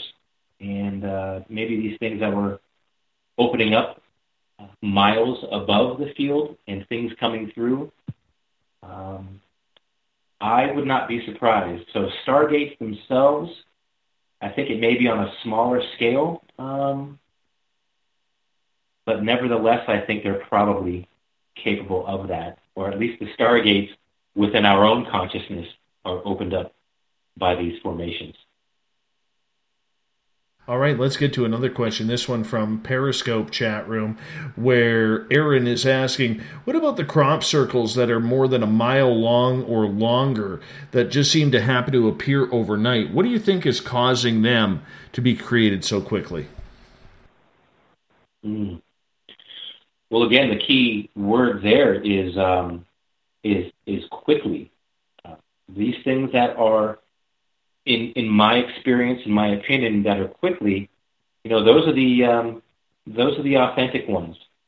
This energy manifests so fast. I've come to realize that it really, I won't say it doesn't matter, but it doesn't, whether it's a mile long or it's 10 feet long, what we are finding is that the entire formation is created, for the most part, at the same exact time. So that mile long, if we are talking about a mile long formation, and I think the one that I'm aware of is one that was a very long row that kind of curved and it just kept going and going and going. We're finding that that entire formation is created all at the same time.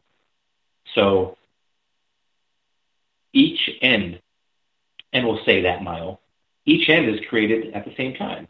People say, well, how do you know that? You wouldn't know that unless you saw it formed right in front of your eyes.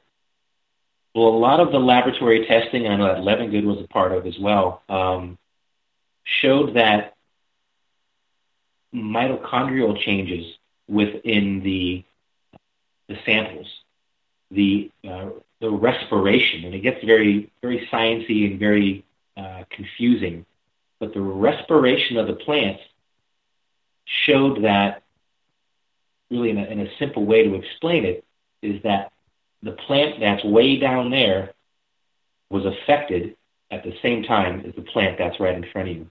So it all happens at the same time. And when there's man-made things, they go in many stages. So you can tell by the respiration of the plant and going inside and doing that lab work, really what area of that formation was probably laid down first and what area was laid down last, simply by the biophysical and biochemical changes of that plant. So that's where the laboratory testing is so very important to our research. All right, let's move on to another question from our audience here, because we always like to keep them involved as well. How can you prove, Michael, that these were made so quickly and not made over days or weeks? This comes from Catherine. Yeah, Catherine, as I mentioned earlier, the laboratory testing really shows what we can't see with our eyes. Things are happening very quickly in this microwave range of heating. So these plants, at least the authentic ones, the non-man-made ones, the heat is so intense that it boils the internal moisture of the stalks or the entire field, if you will. It intensifies in a matter of seconds, and we know that because the level of intensity of this heat, if it went any further, would not only damage the biochemical aspect of the plant, the mitochondrial inside of them, there would be a scorching and a damaging and even a burning with this level of heat that we're talking about. But it seems like the range in which these happen that changes the plants at that level, it can only really stand that intense heat for seconds before it changes into something else, which would probably be a mess, is what it would be. Now, we have seen slight charring and burning of things over the years, but I can say for the most part that it doesn't damage the plant. It heats it up and it stops. So really what we've seen in the lab is these things don't occur over a long period of time, or else it would be absolutely destroyed and just damaged. And it's not. It's just the right amount to change it, and it disappears. And it seems the plant can only handle that for a few seconds. Mm-hmm. Are you able to tell the difference between one that has been there a while and one that has maybe, let's say it's been faked and worked on over a process of days or weeks? Are you able to tell the difference? Is it dried out more? How does that come about? I would say, especially these days, visually, it can be very difficult. As I said, these groups of people, these teams in the UK especially, they are now very good at what they do. But I can tell you, excuse me, we have not seen the internal changes of man-made formations like we do with the authentic. If anything, we see a lot of damage, a lot of things that are kind of haphazardly done, very messy. From a plane, photographing it, it looks very good. But once you get inside, you can see that there's a difference. The difference visually is there's some broken, a lot of broken stems, a lot of broken plants, a lot of scuffing from the tools that they use. And we've always seen scuffing on stones, on rocks, the larger stones that reside just underneath the surface. Broken petals on plants, where in authentic ones, there really is no damage whatsoever. If anything, there's a lack of any human interaction. And for example, I'll use one that just came down recently. I think the first one of the season in the UK. I would say, I think that was May 8th that came down. That was in oilseed rape, which we call canola here in the States. That, if you've ever been in oilseed rape, is messy, messy, messy. It's yellow. You just brush up against it, and the yellow rapeseed gets all over you. There is no way that you can enter in without being covered, leaving tracks, and not leaving some evidence that you were there. So this one that we just had, like so many of the other ones in oilseed rape, that the plants are intact, there is no damage, there is no footprints, there is no knocking off of the heads or the plants themselves. It's still all very intact. It's almost like walking in a room that the floor has been painted, and you walk across it, you're going to leave footprints, and you're very hard pressed to see something happen like that without the knowledge of the evidence, I should say, not the knowledge, but the evidence that somebody's been there. So again, there's so many things, and I'm glad people are asking those questions, because those are the things that you don't find on the mainstream documentaries. They leave out everything that sets apart authentic and man-made formations, and that's just how they spin it. So it's good that we're getting to talk about this and keep these good questions coming. All right, let's get to another question from our audience, and this one comes from Trip, and he is asking, have you been able to visit other sites where crop circles happen yearly? Another good question, because I always get the question, well, you're into this crop circle stuff, so you must go to England all the time. I can tell you that I have never been to England. I have thought about going there. This summer I thought about it, and it just wouldn't work out. The schedule was a little too busy.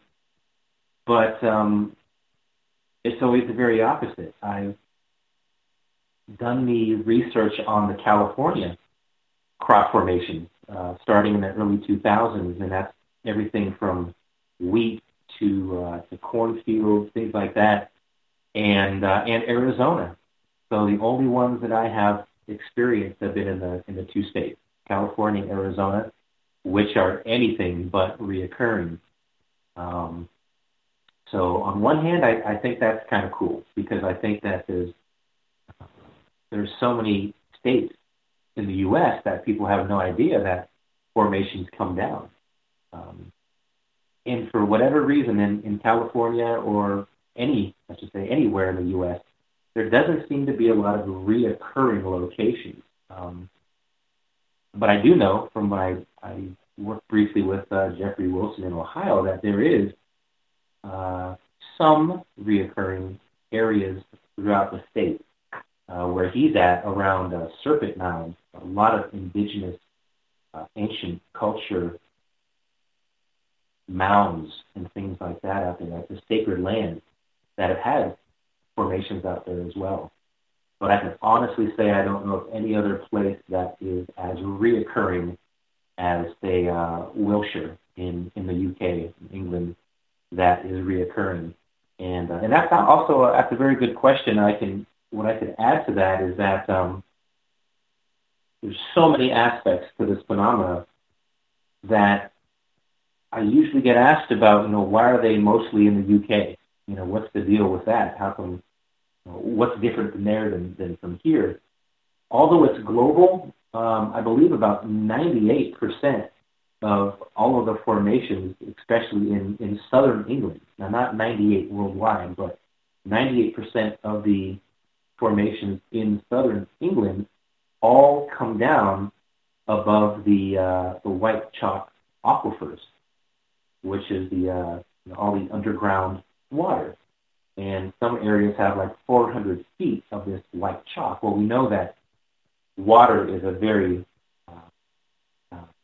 amazing conductor of energy, and there is an energy involved, obviously, in this phenomena. So I don't think it's strange that some of those parts of England, they all come down, or mostly, over that area of the aquifers, which would make a lot of sense when it comes to the energy exchange, maybe the energy or the tools, again, that are needed to create these things. We got about 2 minutes here. I think we can try and slip in one more question from the audience here, if you don't mind. And, sure. And I'm just, you know what? I scrolled right by it. All right, let's go to a second one from Trip here. And there are a number of contests about crop circle creations. Do you think that maybe this could have been a test for one? I would say absolutely not, because of the internal changes to that crop. Again, I can't impress upon it enough that the man-made formations bear no resemblance to what the lab work has revealed. The energy, the changes to the stalk. Man-made ones are simply stomped on and usually broken over instead of these bends that occur. So no, I would say we've come a very long way since we started doing the research, and 1990 is when it really started ramping up. The plethora of data that we have now, we are well beyond a man-made formation and the authentic one. My friend, we are going to, hold off right there about getting to a commercial. You're going to stick around for the third hour tonight, which I'm very excited about, because in hour number 3, I want to get into some of your UFO experiences. And you had an incredible session with regression therapist Barbara Lamb that I want to touch on as well. So you stick around tight. We're going to go to break here on Spaced Out Radio. Our guest is Michael Freehawk Polani. We're talking crop circles, UFOs, alien contact. We're going to find out what it's like to get a past life regression or a regression therapy session as well, coming up right after this on the Mighty SOR, along with the Thought of the Dave. Are you tired of being blocked, shadow banned, or placed in jail for simply posting your thoughts on social media? Social Media Freedom can take care of that for you. Social Media Freedom is the newest and one of the best free new apps that allows you the freedom to post what you want, when you want.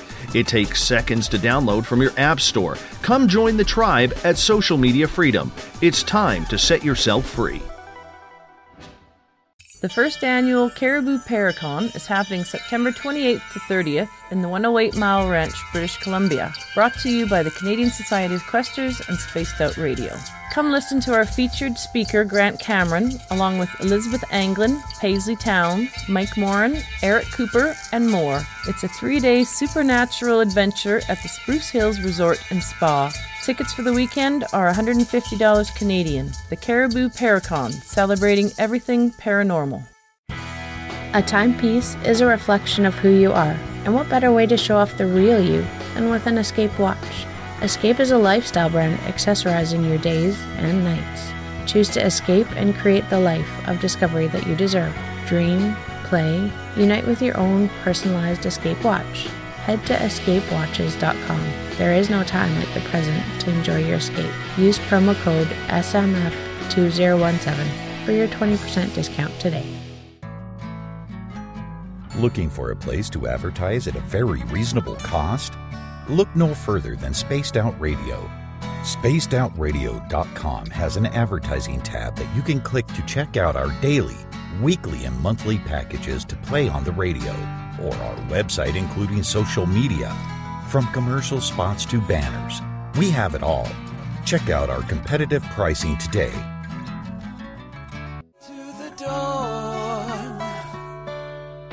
We are lighting the void on Saturday nights on Spaced Out Radio. Hey, this is Joe Roop, and I'm hanging out in SOR headquarters every Saturday night, bringing you the latest news when it comes to the weird and strange. Bigfoot, occult, UFOs, ghosts, and everything in between, I got you covered. You can tune in to SpacedOutRadio.com starting at 9 p.m. Pacific, midnight Eastern Time. Come travel into the void with us on Spaced Out Saturdays. Not ready for bed on Saturday night? Right after Spaced Out Saturdays, hop on over to S4 with Corey Ruiz and me, Eric Cooper from Forest Moon Paranormal. With S4, there are no limits to what we try and uncover. From government conspiracies to helping clean up the paranormal, no topic is safe on S4. We get to the heart of the matter. of the subjects you want to learn more about. So tune in on S4 starting at midnight Pacific, 3 a.m. Eastern, only on spacedoutradio.com. Are you intrigued by Paranormal Talk Radio? You'll love the new Paranormal Radio app from TalkStream Live. You'll find a great selection of talk shows covering UFOs, ghosts, strange phenomena, and much more. Download the Paranormal Radio app now and start listening to the very best in paranormal talk entertainment, including the network you're listening to right now, the Paranormal Radio app, free in Google Play and the iOS App Store. The Call of the Wild is in Vancouver. The Moose Vancouver is one of the hottest bars and restaurants in the city. Open until 2 a.m. nightly, the Moose will rock you like a hurricane all night long. Great food with everything on the menu at $6.95 near the corner of Nelson and Granville. Get your horns up and come rock with us. The Moose Vancouver, the official rocking bar of Spaced Out Radio. Visit purpleplates.com today. For over 40 years, the Purple Energy Plates have been delivering amazing results for their many customers. Inspired by the great genius Nikola Tesla, the harmony, healing, and energetic effects of the plates have proven over and over to be beneficial and often miraculous to thousands of customers. Check their site for daily specials and choose from their many energy products. You won't be sorry. Visit them today at purpleplates.com. This is Eric Markham, news editor for the Spaced Out Radio's The Encounter Online. We have put together a great team of writers and journalists from all over the world to bring you top-quality paranormal stories. From alien encounters to the latest conspiracies, you won't find any of that fake news here. True stories and top-notch reporting as we look to bring these experiences to the mainstream. The Encounter Online, only at spacedoutradio.com. Do you want to know the truth? Do UFOs exist? Are aliens real?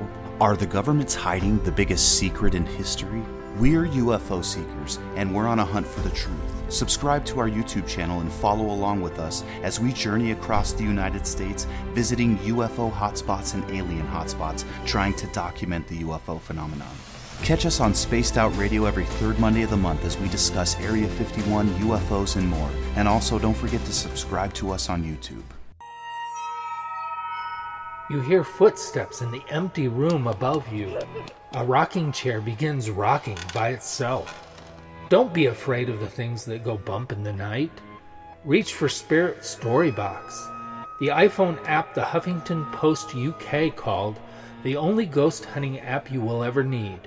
Spirit Storybox. The spirits are telling their stories. From the mile-high state of Colorado, sharing our signal around the world, I invite you to Spaced Out Sundays. Hi, I'm Tessa Nicole Thomas, and I'm closing out the week by taking you on a paranormal journey to the world of the weird.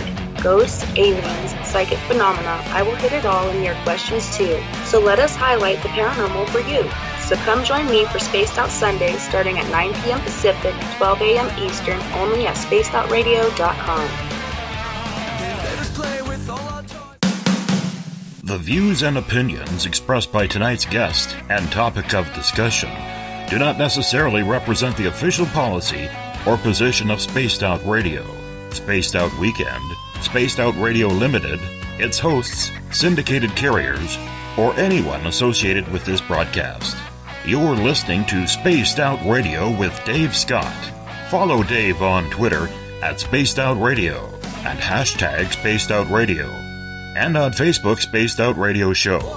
Now, back to the program. Welcome back to the third and final hour of Spaced Out Radio. Tonight, I am your host, Dave Scott. Great to have you with us.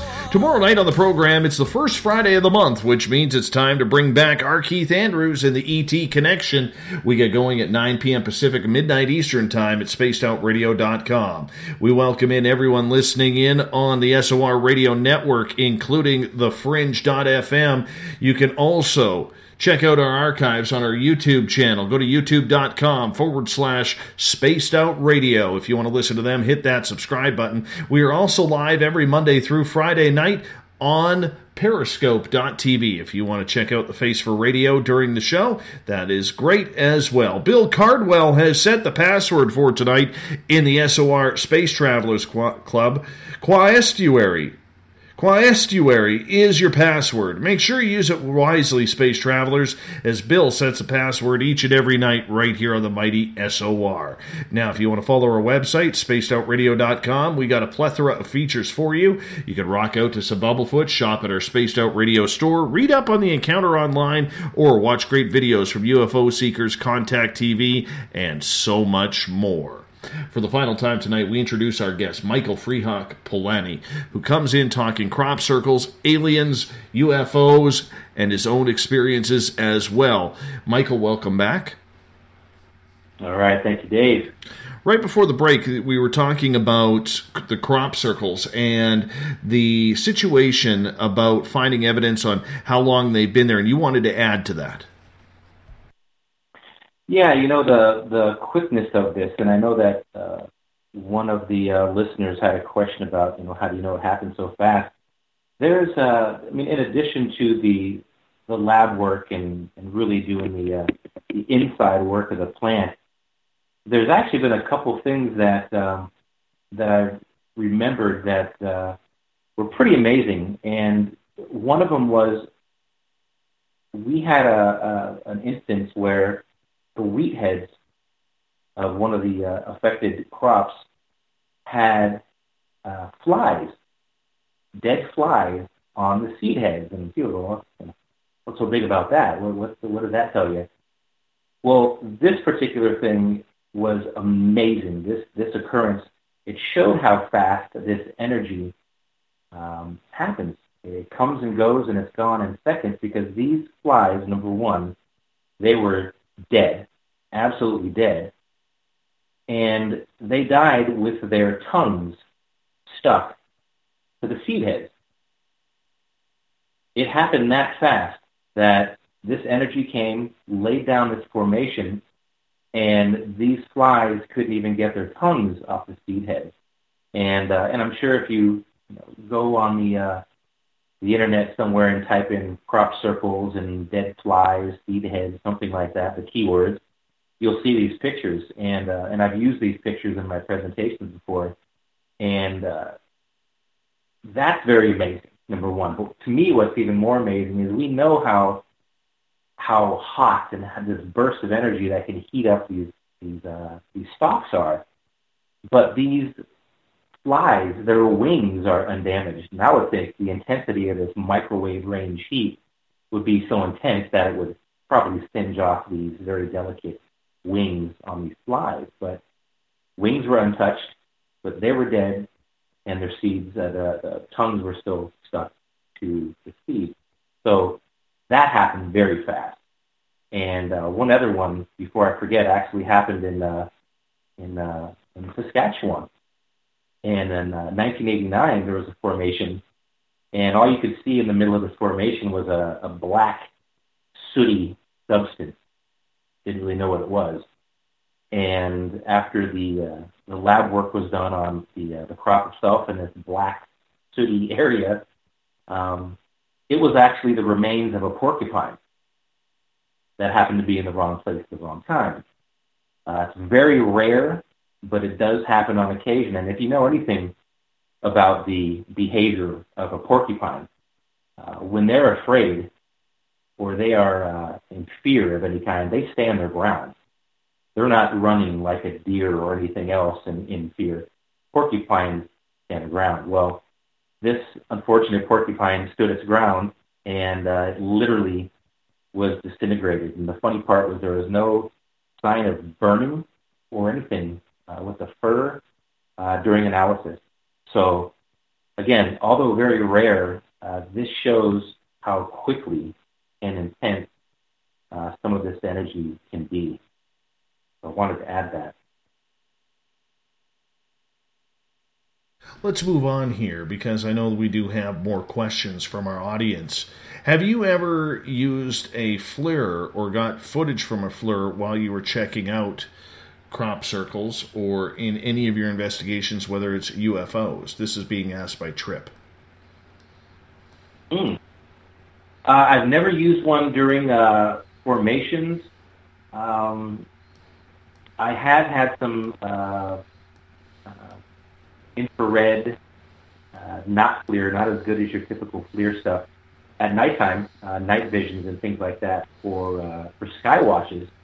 And actually, I can say that I just did that with a group with Ben Hansen in Arizona at the Congress, and we spent the evening out there with the infrared, the night vision, the FLIRs, and saw some interesting things. So that's really the only time that I've used those, but never in the crop formation research and investigation. Mm-hmm.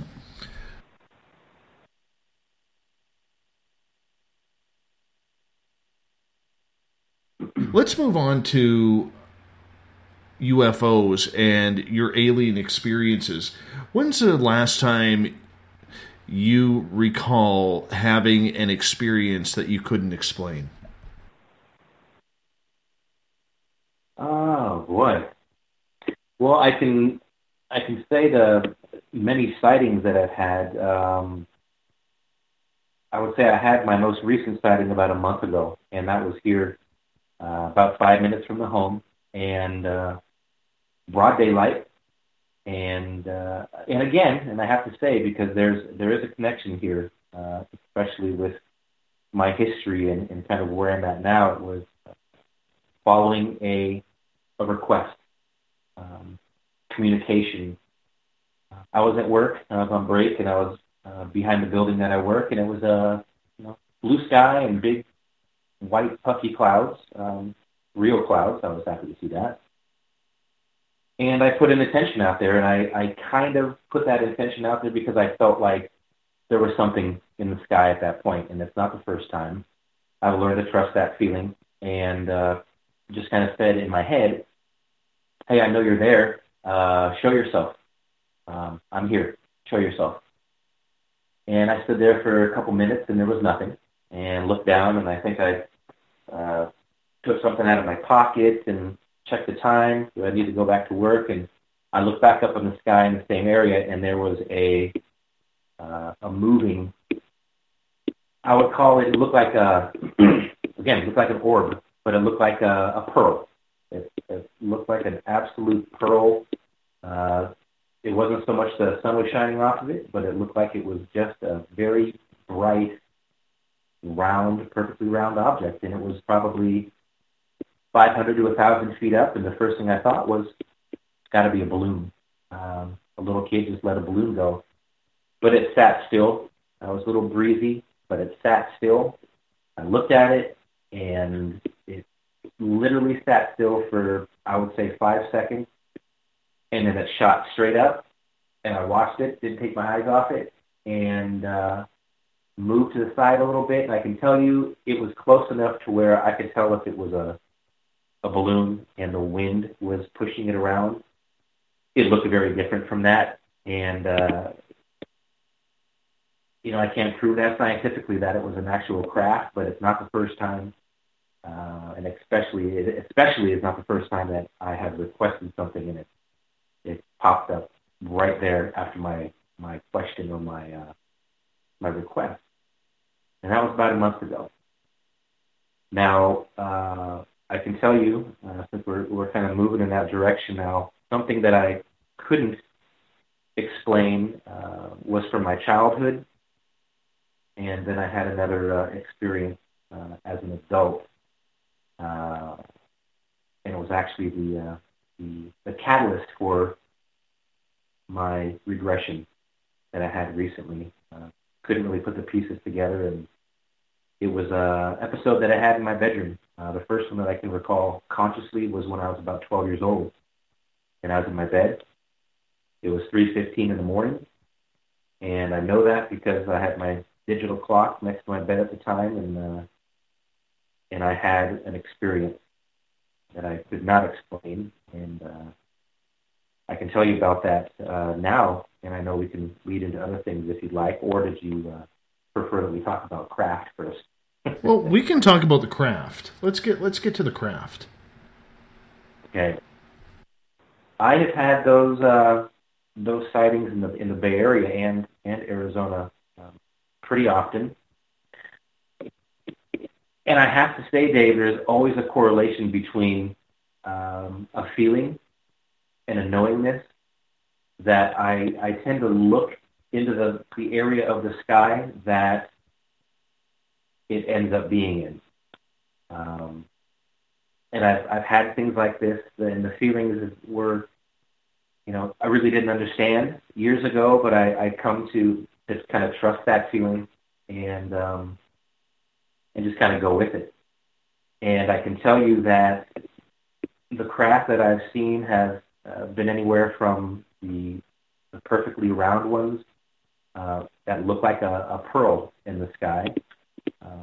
They do bear a striking resemblance to a lot of the things that we've seen in Mexico over the years that take part in the huge flotillas, as they call them. They look very much like that. And, when I'm asked what do I think those are, I mean, they obviously don't seem to be a large enough craft to house, many individuals. I think more they're scout craft, they're drones, they're being sent here from much larger craft out in the atmosphere, probably somewhere. But every time I see those, I always get a sense of consciousness. There is a knowing of some kind that there's a communication there, and I've always found that when I've remembered to drive around with my binoculars in my car, that I never see them. And it's usually the days that maybe I'll wash my car and clean out the trunk and take everything out, and then I have no binoculars, then I'll see something. It's kind of like they know. And there's like a little game that's played. And, even now with the advent of the cell phone and the cameras that we carry with us all the time, they usually tend to be out of range when you're totally zoomed in. They just tend to stay outside of that. And now I just have to laugh. I used to get frustrated at it, but I trust that it's for a reason. And then there was Arizona. Like I said, there was. There's amazing sightings in Arizona. Often, I think it's a special place. I think the energy, like I said, is different. There's a couple gentlemen that I have met over the years and talked to. One I gave a presentation with for MUFON years ago, and they just seem to be magnets for these things. One gentleman, and your listeners may know, one gentleman is named Jeff Woolwine, and another one is another Jeff. There's Jeff Willis, and you hang out with these guys for a while, and you'll see things in the sky as well. So I think they're always there, but I think there's some people who have that sense.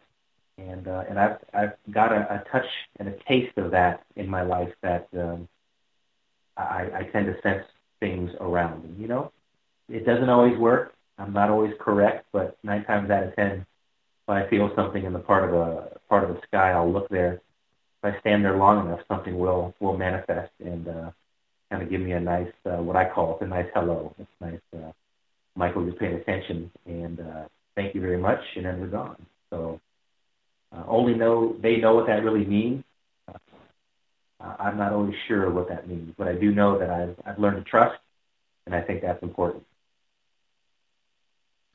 These craft that you have seen, are they out of the ordinary from what other eyewitnesses say they have seen as well, or do you feel that you're seeing the same craft that others are reporting on as well? A lot of the people that I've talked to about, say, if I'm in Arizona or here, we have like-minded groups and gatherings from time to time and compare notes. I've had a lot of people talk about the triangular craft that they've seen, and I know, we're in 2018, and I know that there's a lot of craft out there that do belong to us. And our military, and a lot of those tend to be triangular, and they've seen it in the daytime.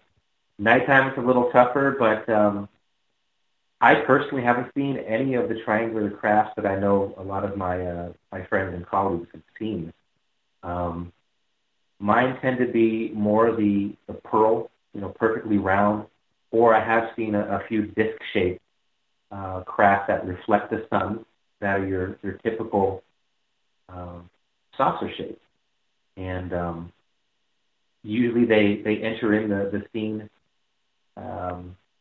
with that feeling, and on occasion they will exit the scene. Because for people who talk about that, I love to ask that question, well, where did it go? How did it leave your sight? Did it high rate of speed, or how did it exit? The ones that I've seen tend to do the what we would call a dimmer switch. It just dims out, and it blinks out, it's gone. I've never seen anything leave at a high rate of speed, but instead of that dimmer switch characteristic, which for me, I have kind of come to know, or at least feel, that when I see a craft exiting that way, I see it more of it shifting octaves. It kind of came into our third dimensional reality in one way, but when it leaves, it has the ability to kind of change that frequency, and it'll just tune out and go to something else, whether that's another dimension. If it's still there but we can't see it, remains to be seen. But I definitely have had the pleasure of seeing things blink out like that, and it's always amazing. And that's my experience with those. Do you ever have any close encounters? What's the closest you have been to one?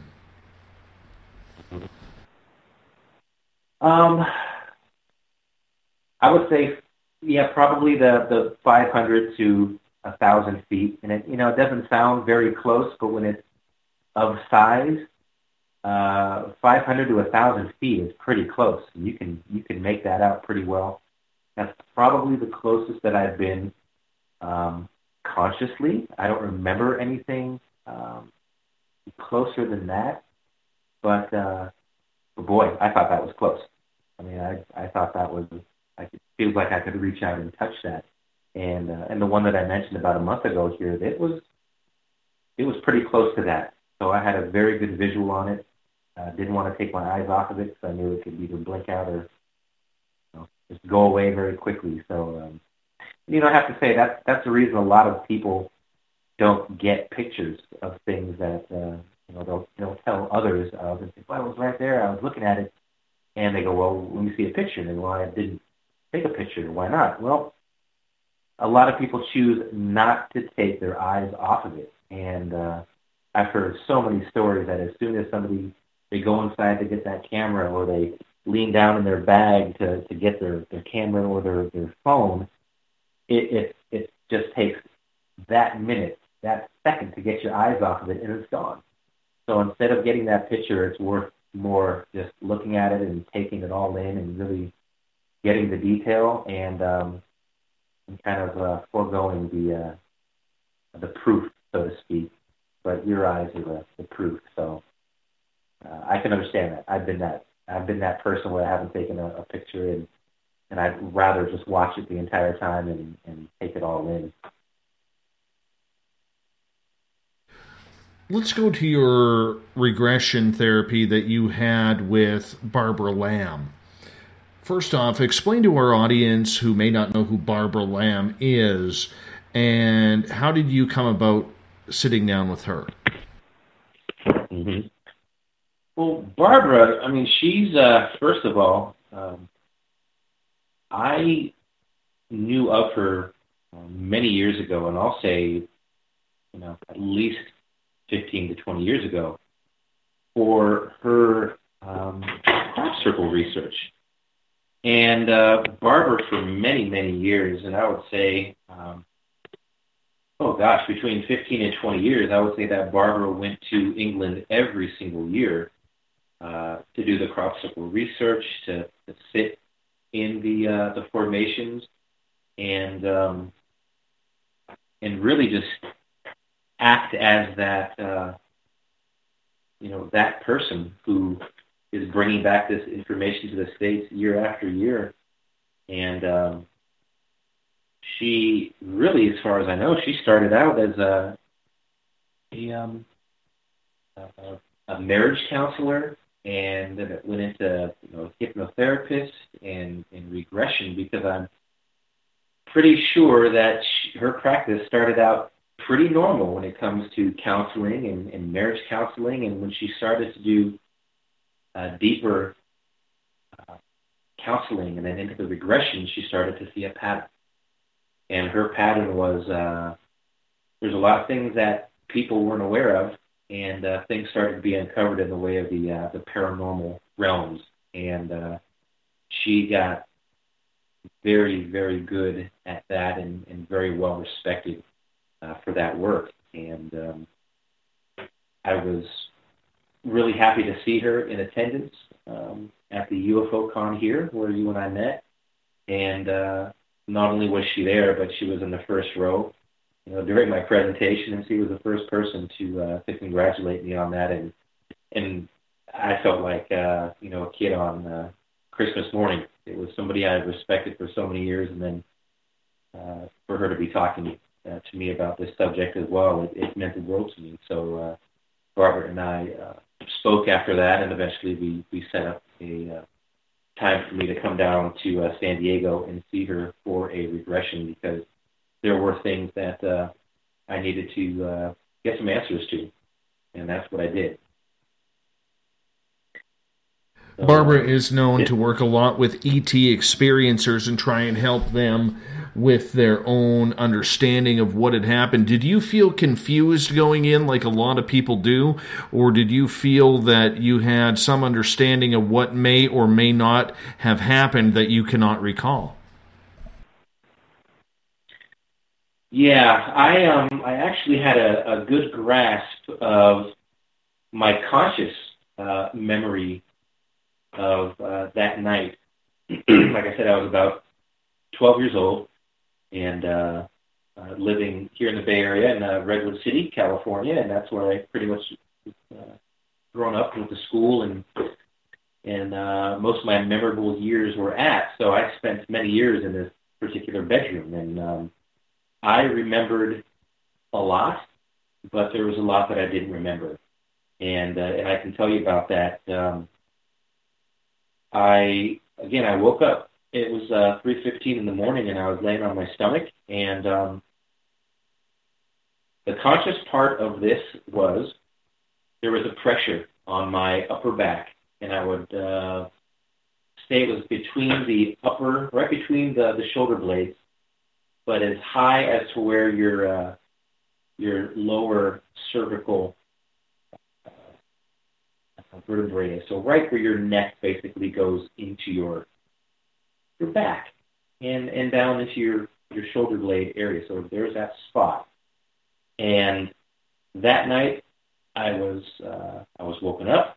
I was definitely awake. I was making believe I was asleep at that time, because there was this pressure on my back that I could not figure out for the life of me what it was. I ruled everything out at the time. It wasn't the family little dog that ran into my room and jumped up on my back during the middle of the night, because I used to sleep with my door closed, and usually it was locked, which my parents didn't like all the time, because if there was an emergency, they'd either kick my door down, so they said, don't lock that door when you go to bed. Okay, and I would do it anyways. So I quickly ruled that out, and this pressure just kept pressing very slow, but it was more and more and more and more and more, to the point where my face was getting pushed into my very large down pillow that I used to sleep with as a kid, and I was on the verge of suffocating, basically. I was going to freak out and jump out of bed, and obviously if I did that, I was going to have to see what the heck was back there doing it. Well, it's a very detailed story, but that was pretty much all that I remembered until it released at the very moment that I was going to freak out. And the pressure just eased off and went away. And I don't know how much time passed, I do know I stayed in the same position. I just kind of played dead. I didn't want to see what was doing that. I was very frightened. And I know during the regression, that frightened state came out because I was pretty emotional during the regression. And we dug a little bit deeper. And that's where it kind of got interesting. Barbara kind of took me deeper into that, and really where that led, and again, it was a very methodical, it was about 2.5 hour regression. And finally, towards the end, when I thought it was going to be over, I said something during that time that I know caught Barbara's ear, and she said, okay, this is where we're going to go a little bit deeper, because during the entire regression, I kept saying it's, like the pressure is on my back, and it's getting heavier, it's getting worse. There was one sentence towards the end, and I said, they are not finished yet. And that was a surprise to me. And I don't know if anybody out there, our listeners, have ever been regressed. I didn't really think that I could be hypnotized. I was one of those people. I said, how can you do that? I just don't know if I believe that yet. Well, I definitely experienced a different level of consciousness. And when I got to that point, I was able to go deeper, and I got deeper to a place that I had never been, and I had never even thought of. And when I said they're not finished yet, the course of that regression, what it looked like was, I said that work was being done on my lower half, near my pelvis, my tailbone area. And I said they, and I had the feeling there was two individuals, two beings in the room with me that night. And the pressure that I felt seemed to be, how can I explain it? It was like the pressure that I felt on the back of my neck was not a part of what was really going on. A procedure of some kind, like a medical procedure of some kind.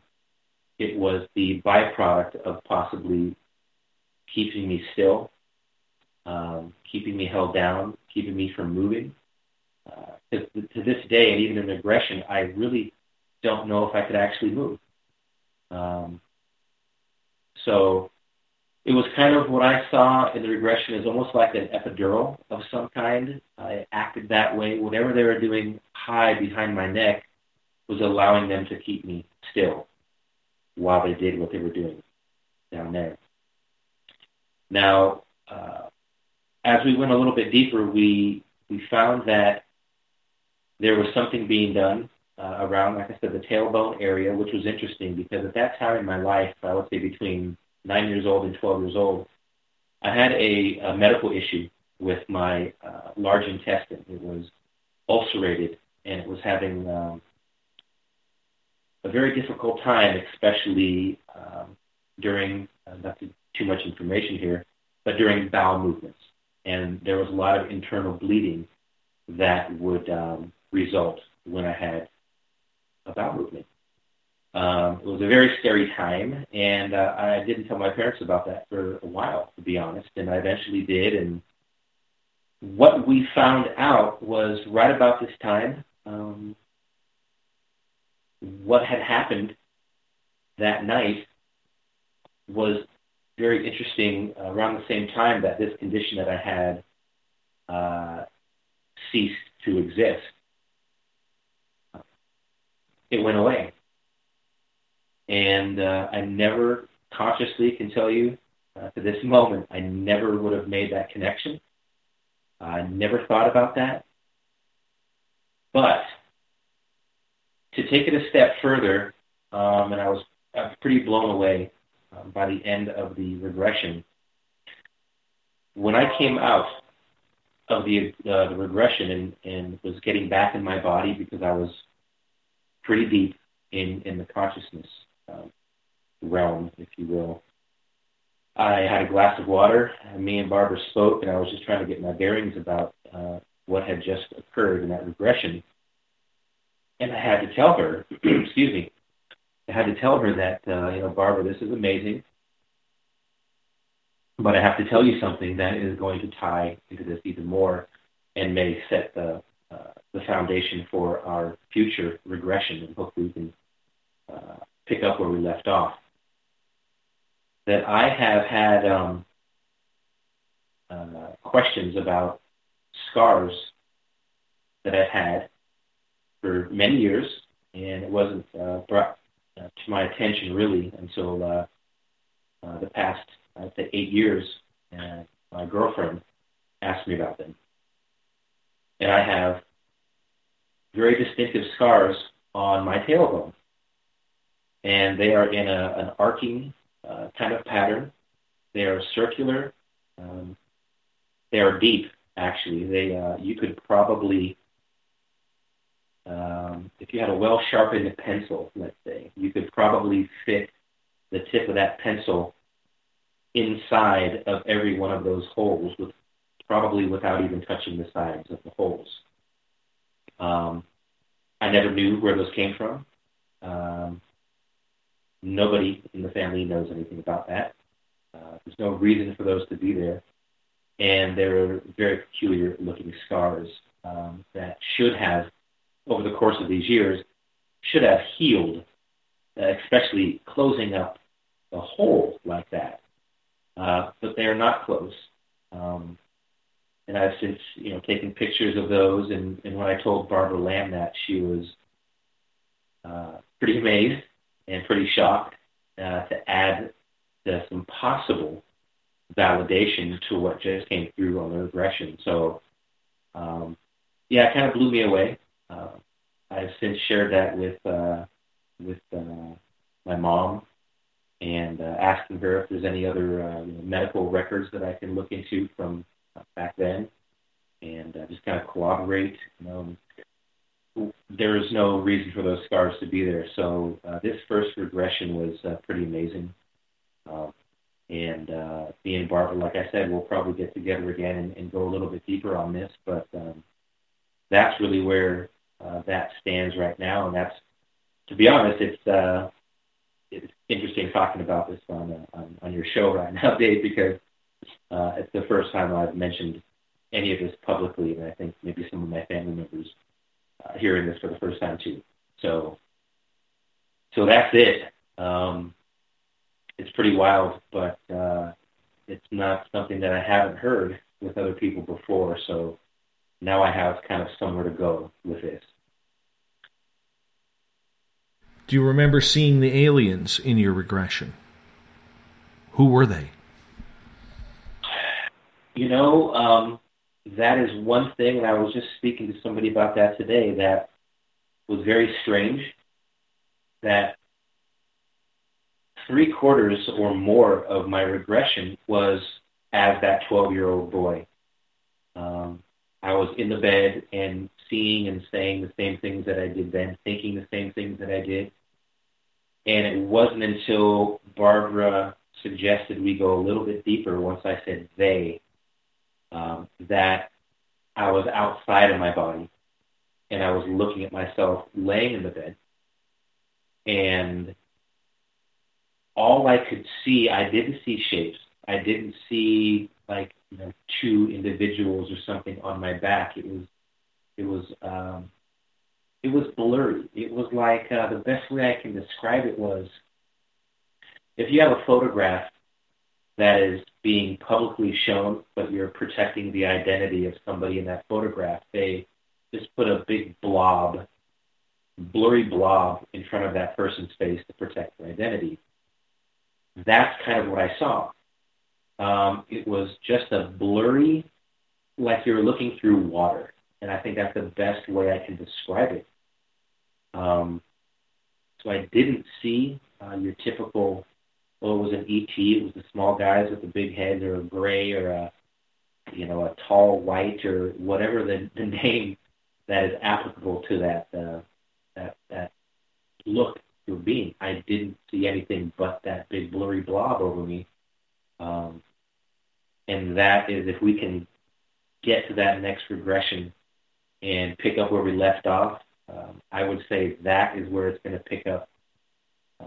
But, you know, at the same time, Dave, I've heard stories that whether it's memories or even visual memories like that, they can be blocked, you know, and it takes a lot of different numerous regressions to get through and to see something that you haven't seen before.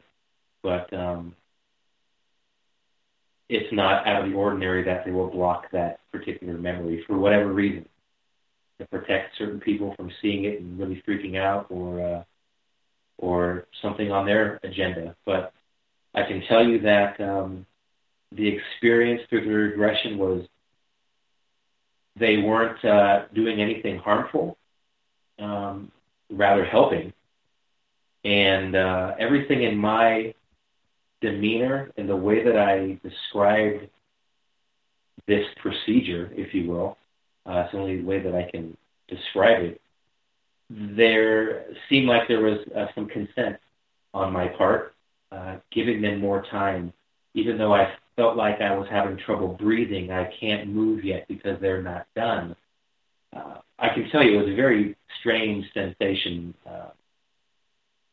when you hear yourself say things like that, and you're conscious, but you're very deep in consciousness, so it's almost like you're an observer of your own words and actions at that time. And I have to say, it did catch me off guard. It caught me off guard to the point where it's like, wow, am I really saying this right now? And you yeah, it is. That's me saying it, and it does make sense. And it just, you have to just really, during a regression, say what you're seeing and just verbalize it and leave the analytical mind until after the regression is over. And that's, there was some good advice given to me with that, saying, you know, just say exactly what you see. You know, don't judge it, because then it's the left brain comes in and starts to ruin, you know, a memory that may be very important. So, and that's what I did, and I was very surprised at what we found. Do you feel that they are still around? Can you pick up on their energy? And I guess as time winds down here, because we only got about 4 minutes left with you, do you feel that you have changed, Michael? You know, I would say absolutely. I would say the energy and the feeling that I had even during the regression kind of dovetails a lot with the way that I am now, as far as sensing energies, knowing if something is around, being gently nudged, gently persuaded to maybe look at things and analyze things, maybe pay attention to things that I may not have, you know, prior to some of my experiences. As crazy as it sounds to a lot of people, I believe that whether it's these same beings or something very similar to, I believe that they are here, and I believe they're around me. I don't think they're around me 24/7, but I do believe there's an interaction. They know I'm aware of it. You know, and that's I think that's helped me a lot in not only spiritual growth, but just the overall outlook of life in general and what we're here for and what else is out there. I believe that something changed that day, or that night, and has stuck with me ever since. And I think it may play a very big role in the work and the research that I do today. Where do you go from here? Well, I have started officially putting together, I guess, all these experiences, at least into the idea of a book. I've wanted to do that for years. But, it's just, I don't think that's going to be a fast process. I think I have a lot more observing and experiencing things. I can say all the things, the website is under construction right now. The book is just starting. But I feel like the big picture is not totally in focus yet. And I think everything that I do on a daily basis is getting me closer to that. And, meeting people such as yourself and everybody that I met at the conference, continue to speak our truth from our experiences, because I know, Dave, you've had experiences as well. And we are at that time in human history that it's time for us to start telling what's going on and making that shift, because we are shifting. We are moving to a different vibration, I believe, on this planet right now. And I think we all have a piece of that puzzle, and we're all being asked to come together and speak that truth. And I can honestly say that, it's amazing. It's absolutely amazing. I'm glad to be a part of it. And onward and upward. We are the change, and then there's so much more I could say, and you know how fast 3 hours goes by, but I'm just going to continue doing for sure what I'm doing. Michael, thank you so much for coming on Spaced Out Radio tonight, buddy. I really appreciate getting this time with you. I really do. And thanks for having me, Dave, and the opportunity. It's important work, I think that we're doing. And this is how we do it. We get together, and we are the disclosure. We are the ones who are going to bring this out. I don't think isn't that true? Anything. That is so true. Nothing that the government has to do. The government's not going to do it. We're going to do it. Exactly. Michael Polani, otherwise known as Freehawk, appreciate you being with us, buddy. We'll talk very soon. Thank you, Dave. Thought of the day Thank you coming so much. up right now.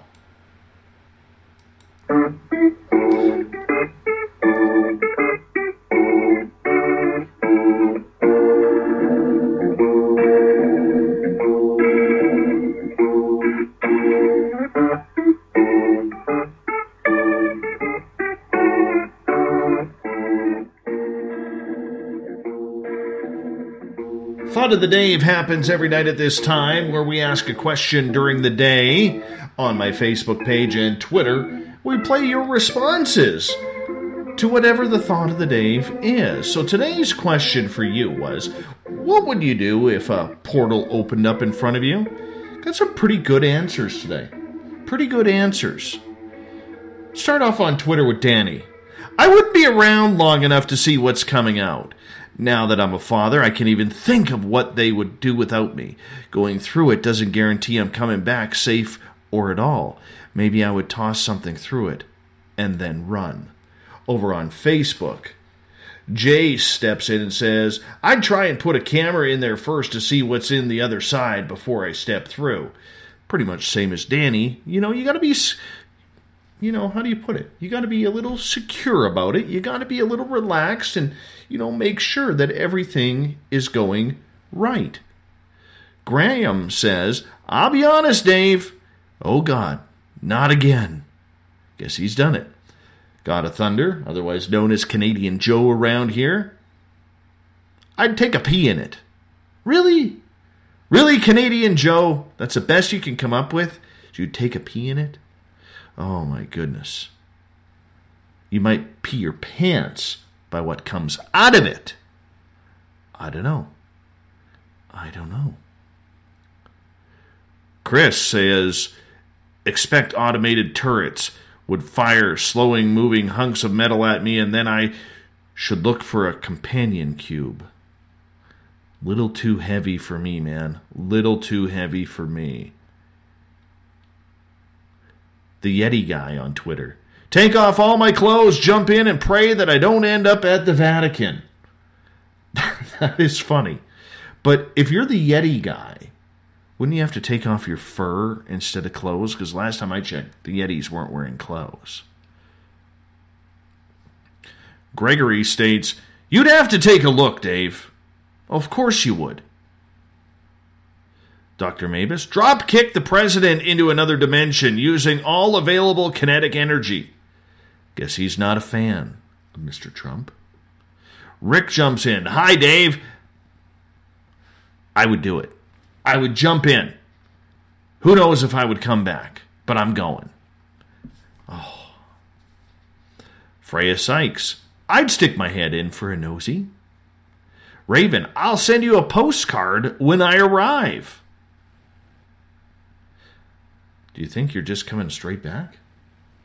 Walk in and walk out? Lucky Kimba. Look up to the sky and say, okay, God, here I go. And then I'm walking into it. Catherine jumps in. I'd have to try it out.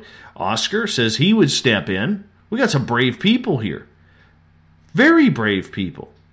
Why not? Let's go back to Facebook. Leslie, she's running away. Evan is throwing a tennis ball in. Steve says, grab the nearest gnome and chuck it in. This ended up in a very interesting conversation between him and I, because I said, good call. Steve says, but Dave, what if it comes back twice as big and nasty? Well, there goes that plan. We're not doing that now. James is like, cowboy up. We're going to ride it in. Sounds a little sexual. Tanya, is there food? I wonder if the aliens would provide food on the other end of one of these portals. If they're even aliens. I don't think we need food over there, though. Lord knows I don't. I could lose some weight. Nick jumps in and says, attach a GoPro camera, press record, and head on in, hoping for the best. Life is too short not to see what it's all about. I like that. That screw it attitude. We're going with it. Just screw it. We're gone. Let's do it. Let's do it. We're gone. Joe jumps in and says, I tested with a pointy stick. Kevin says, push you through it, Dave. Wait 30 seconds and then call your home. If you haven't showed up as a mutated pickle man or something other disgusting critter, then I would step through also. So great. Thanks, Kevin, a.k.a. Mooney, for using me as your crash test dummy on this one. David Weatherly, who you've heard on this show numerous times, states, I'd call in live with Dave Scott as I walked through. Well, of course you would, David. Where else are you going to call? Tessa, I'd tie a string off to something sturdy and to myself and step through. How thick is that string? Rope, maybe. Not a string. And what happens if you step in and you immediately fall? Is a string going to hold you? Rob says, I'd take a picture, then poke it with a stick. Lots of stick pokings tonight. Little Johnny Enoch, I'd jump through it. What else? Well, of course you would, Johnny. He's newly single. There's probably single women over there. You got to make the jump. You have to. Mandy steps in and says, it all depends. I would use my intuition. Then I would douse. Happens often in my hood. I don't know her hood. Sounds like a strange hood. Gail is like, I'd stand there and shout at all you intrepid souls, do not go. Don't do it. No! Come back.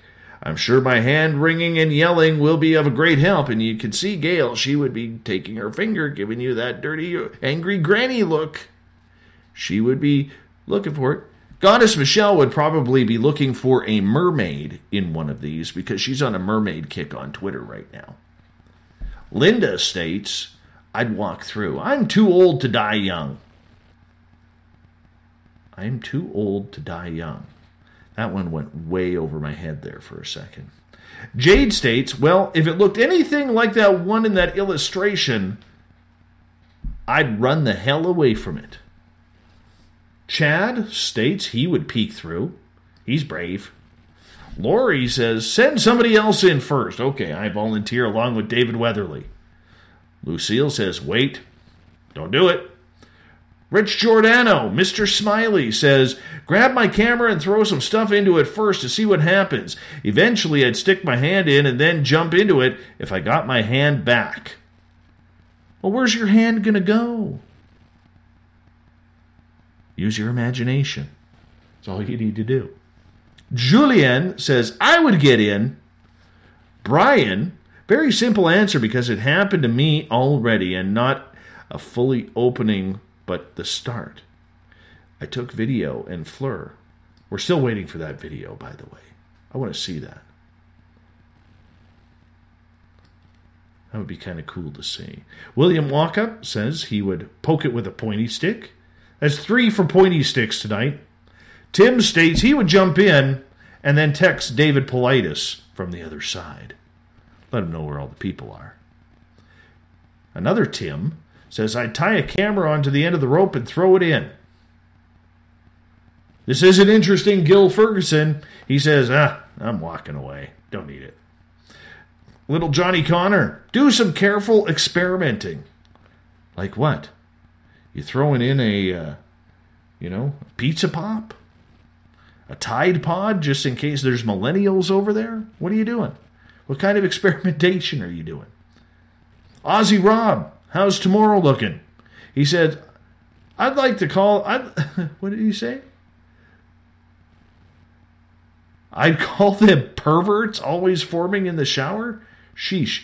Rob, I think you posted on the wrong post, man. I think you posted on the wrong post. This is about portals, not perverts. Get your mind out of the gutter, Ozzy Rob. John states, I would stay up all night to fend off the creatures which emerge from the portal and prevent them from entering the perimeter of our camp, same as Adam and I did the last time it happened. Really hoping that I won't be there a second time, however. Jeff Webster from Haunted Crew of Canada. Is crap my pants a viable option, Dave? No, it's not. You gotta man up. You gotta man up. There's no time for that kind of talk. Zuvan states, go down on it. I avoid them. They bend my bike wheels. I want some of what he's smoking. Tony, first questions. Are my kids nearby and or safe? If so, then go through it. Michelle, take a photo and video of it, but do not enter it. Uncle Bob, hi Bob, states, send your buddy through. If he comes back alive and doesn't see any gnomes there, then you'll know what to expect. Always about the gnomes. Allison's going in. Mark Spender, Bazooka Joe, you know him. Well, if SOR is not on tonight, we know Dave jumped in. Maybe tie a string on yourself so we could track you down easier. There's the string game once again. We got time for a couple more here. Little Mikey McNeil. I read a supposedly true story about a portal in the southwest U.S. on the internet. A guy found a natural rock arch next to a cliff. It was a cloudy day. He looked through the arch, and there was a cloudless sky on the other side. He wisely did not go through it. He did some research on it and found that the Indians in the area knew about it for a very long time, and it was avoided by them. There's more to the story. I wish I could find it again. Dolly in Australia. Throw my sandwich through it with fishing line and see if it comes back without a bite. Messed up? Not at all. Or clean. Then I'd experiment with other objects and organic matter to see if the portal might affect the objects. That's where we're going to end it tonight. Thank you, everybody who participated in the Thought of the Day. It'll be on my Facebook page again tomorrow morning. We got Mr. Ron Bumblefoot THAL rocking in the background with Little Brother is Watching. Bumblefoot is the official music of Spaced Out Radio, rocking us in and out of every single show. Get your horns up for the guitar god himself. I want to say a big thank you to Michael Freehawk Polani for coming in, talking about crop circles, his ET experiments, and regression. Tomorrow night on the program, I know Twitter is loving this. Our Keith Andrews is back. Yes, the ET Connection happens the first Friday of every month, and Keith will be back to answer all of your questions. We'll open up the phone lines tomorrow night as well if you have any ET questions for Keith, starting at 9 p.m. Pacific, midnight Eastern Time at spacedoutradio.com. I want to say a big thank you to everybody listening at home, in your cars, at work, wherever you may be. A special thank you to everybody at hashtag Spaced Out Radio, everybody on the Spreaker chat room, on Periscope, for chatting the night away, and the Veterans Club, the SOR Space Travelers on Facebook. Thanks for a great night. Thanks for pushing us forward, making us bigger and better every single show. We got some exciting times happening just around the corner, and I hope you're going to stick with us. Don't forget to spread the word. I know you always do, because together, my friends, we own the night. Mr. Bumblefoot, we need a favor. We need you to take us home. Have a good one. I'll talk to you in 21 hours from now. Good night, everybody.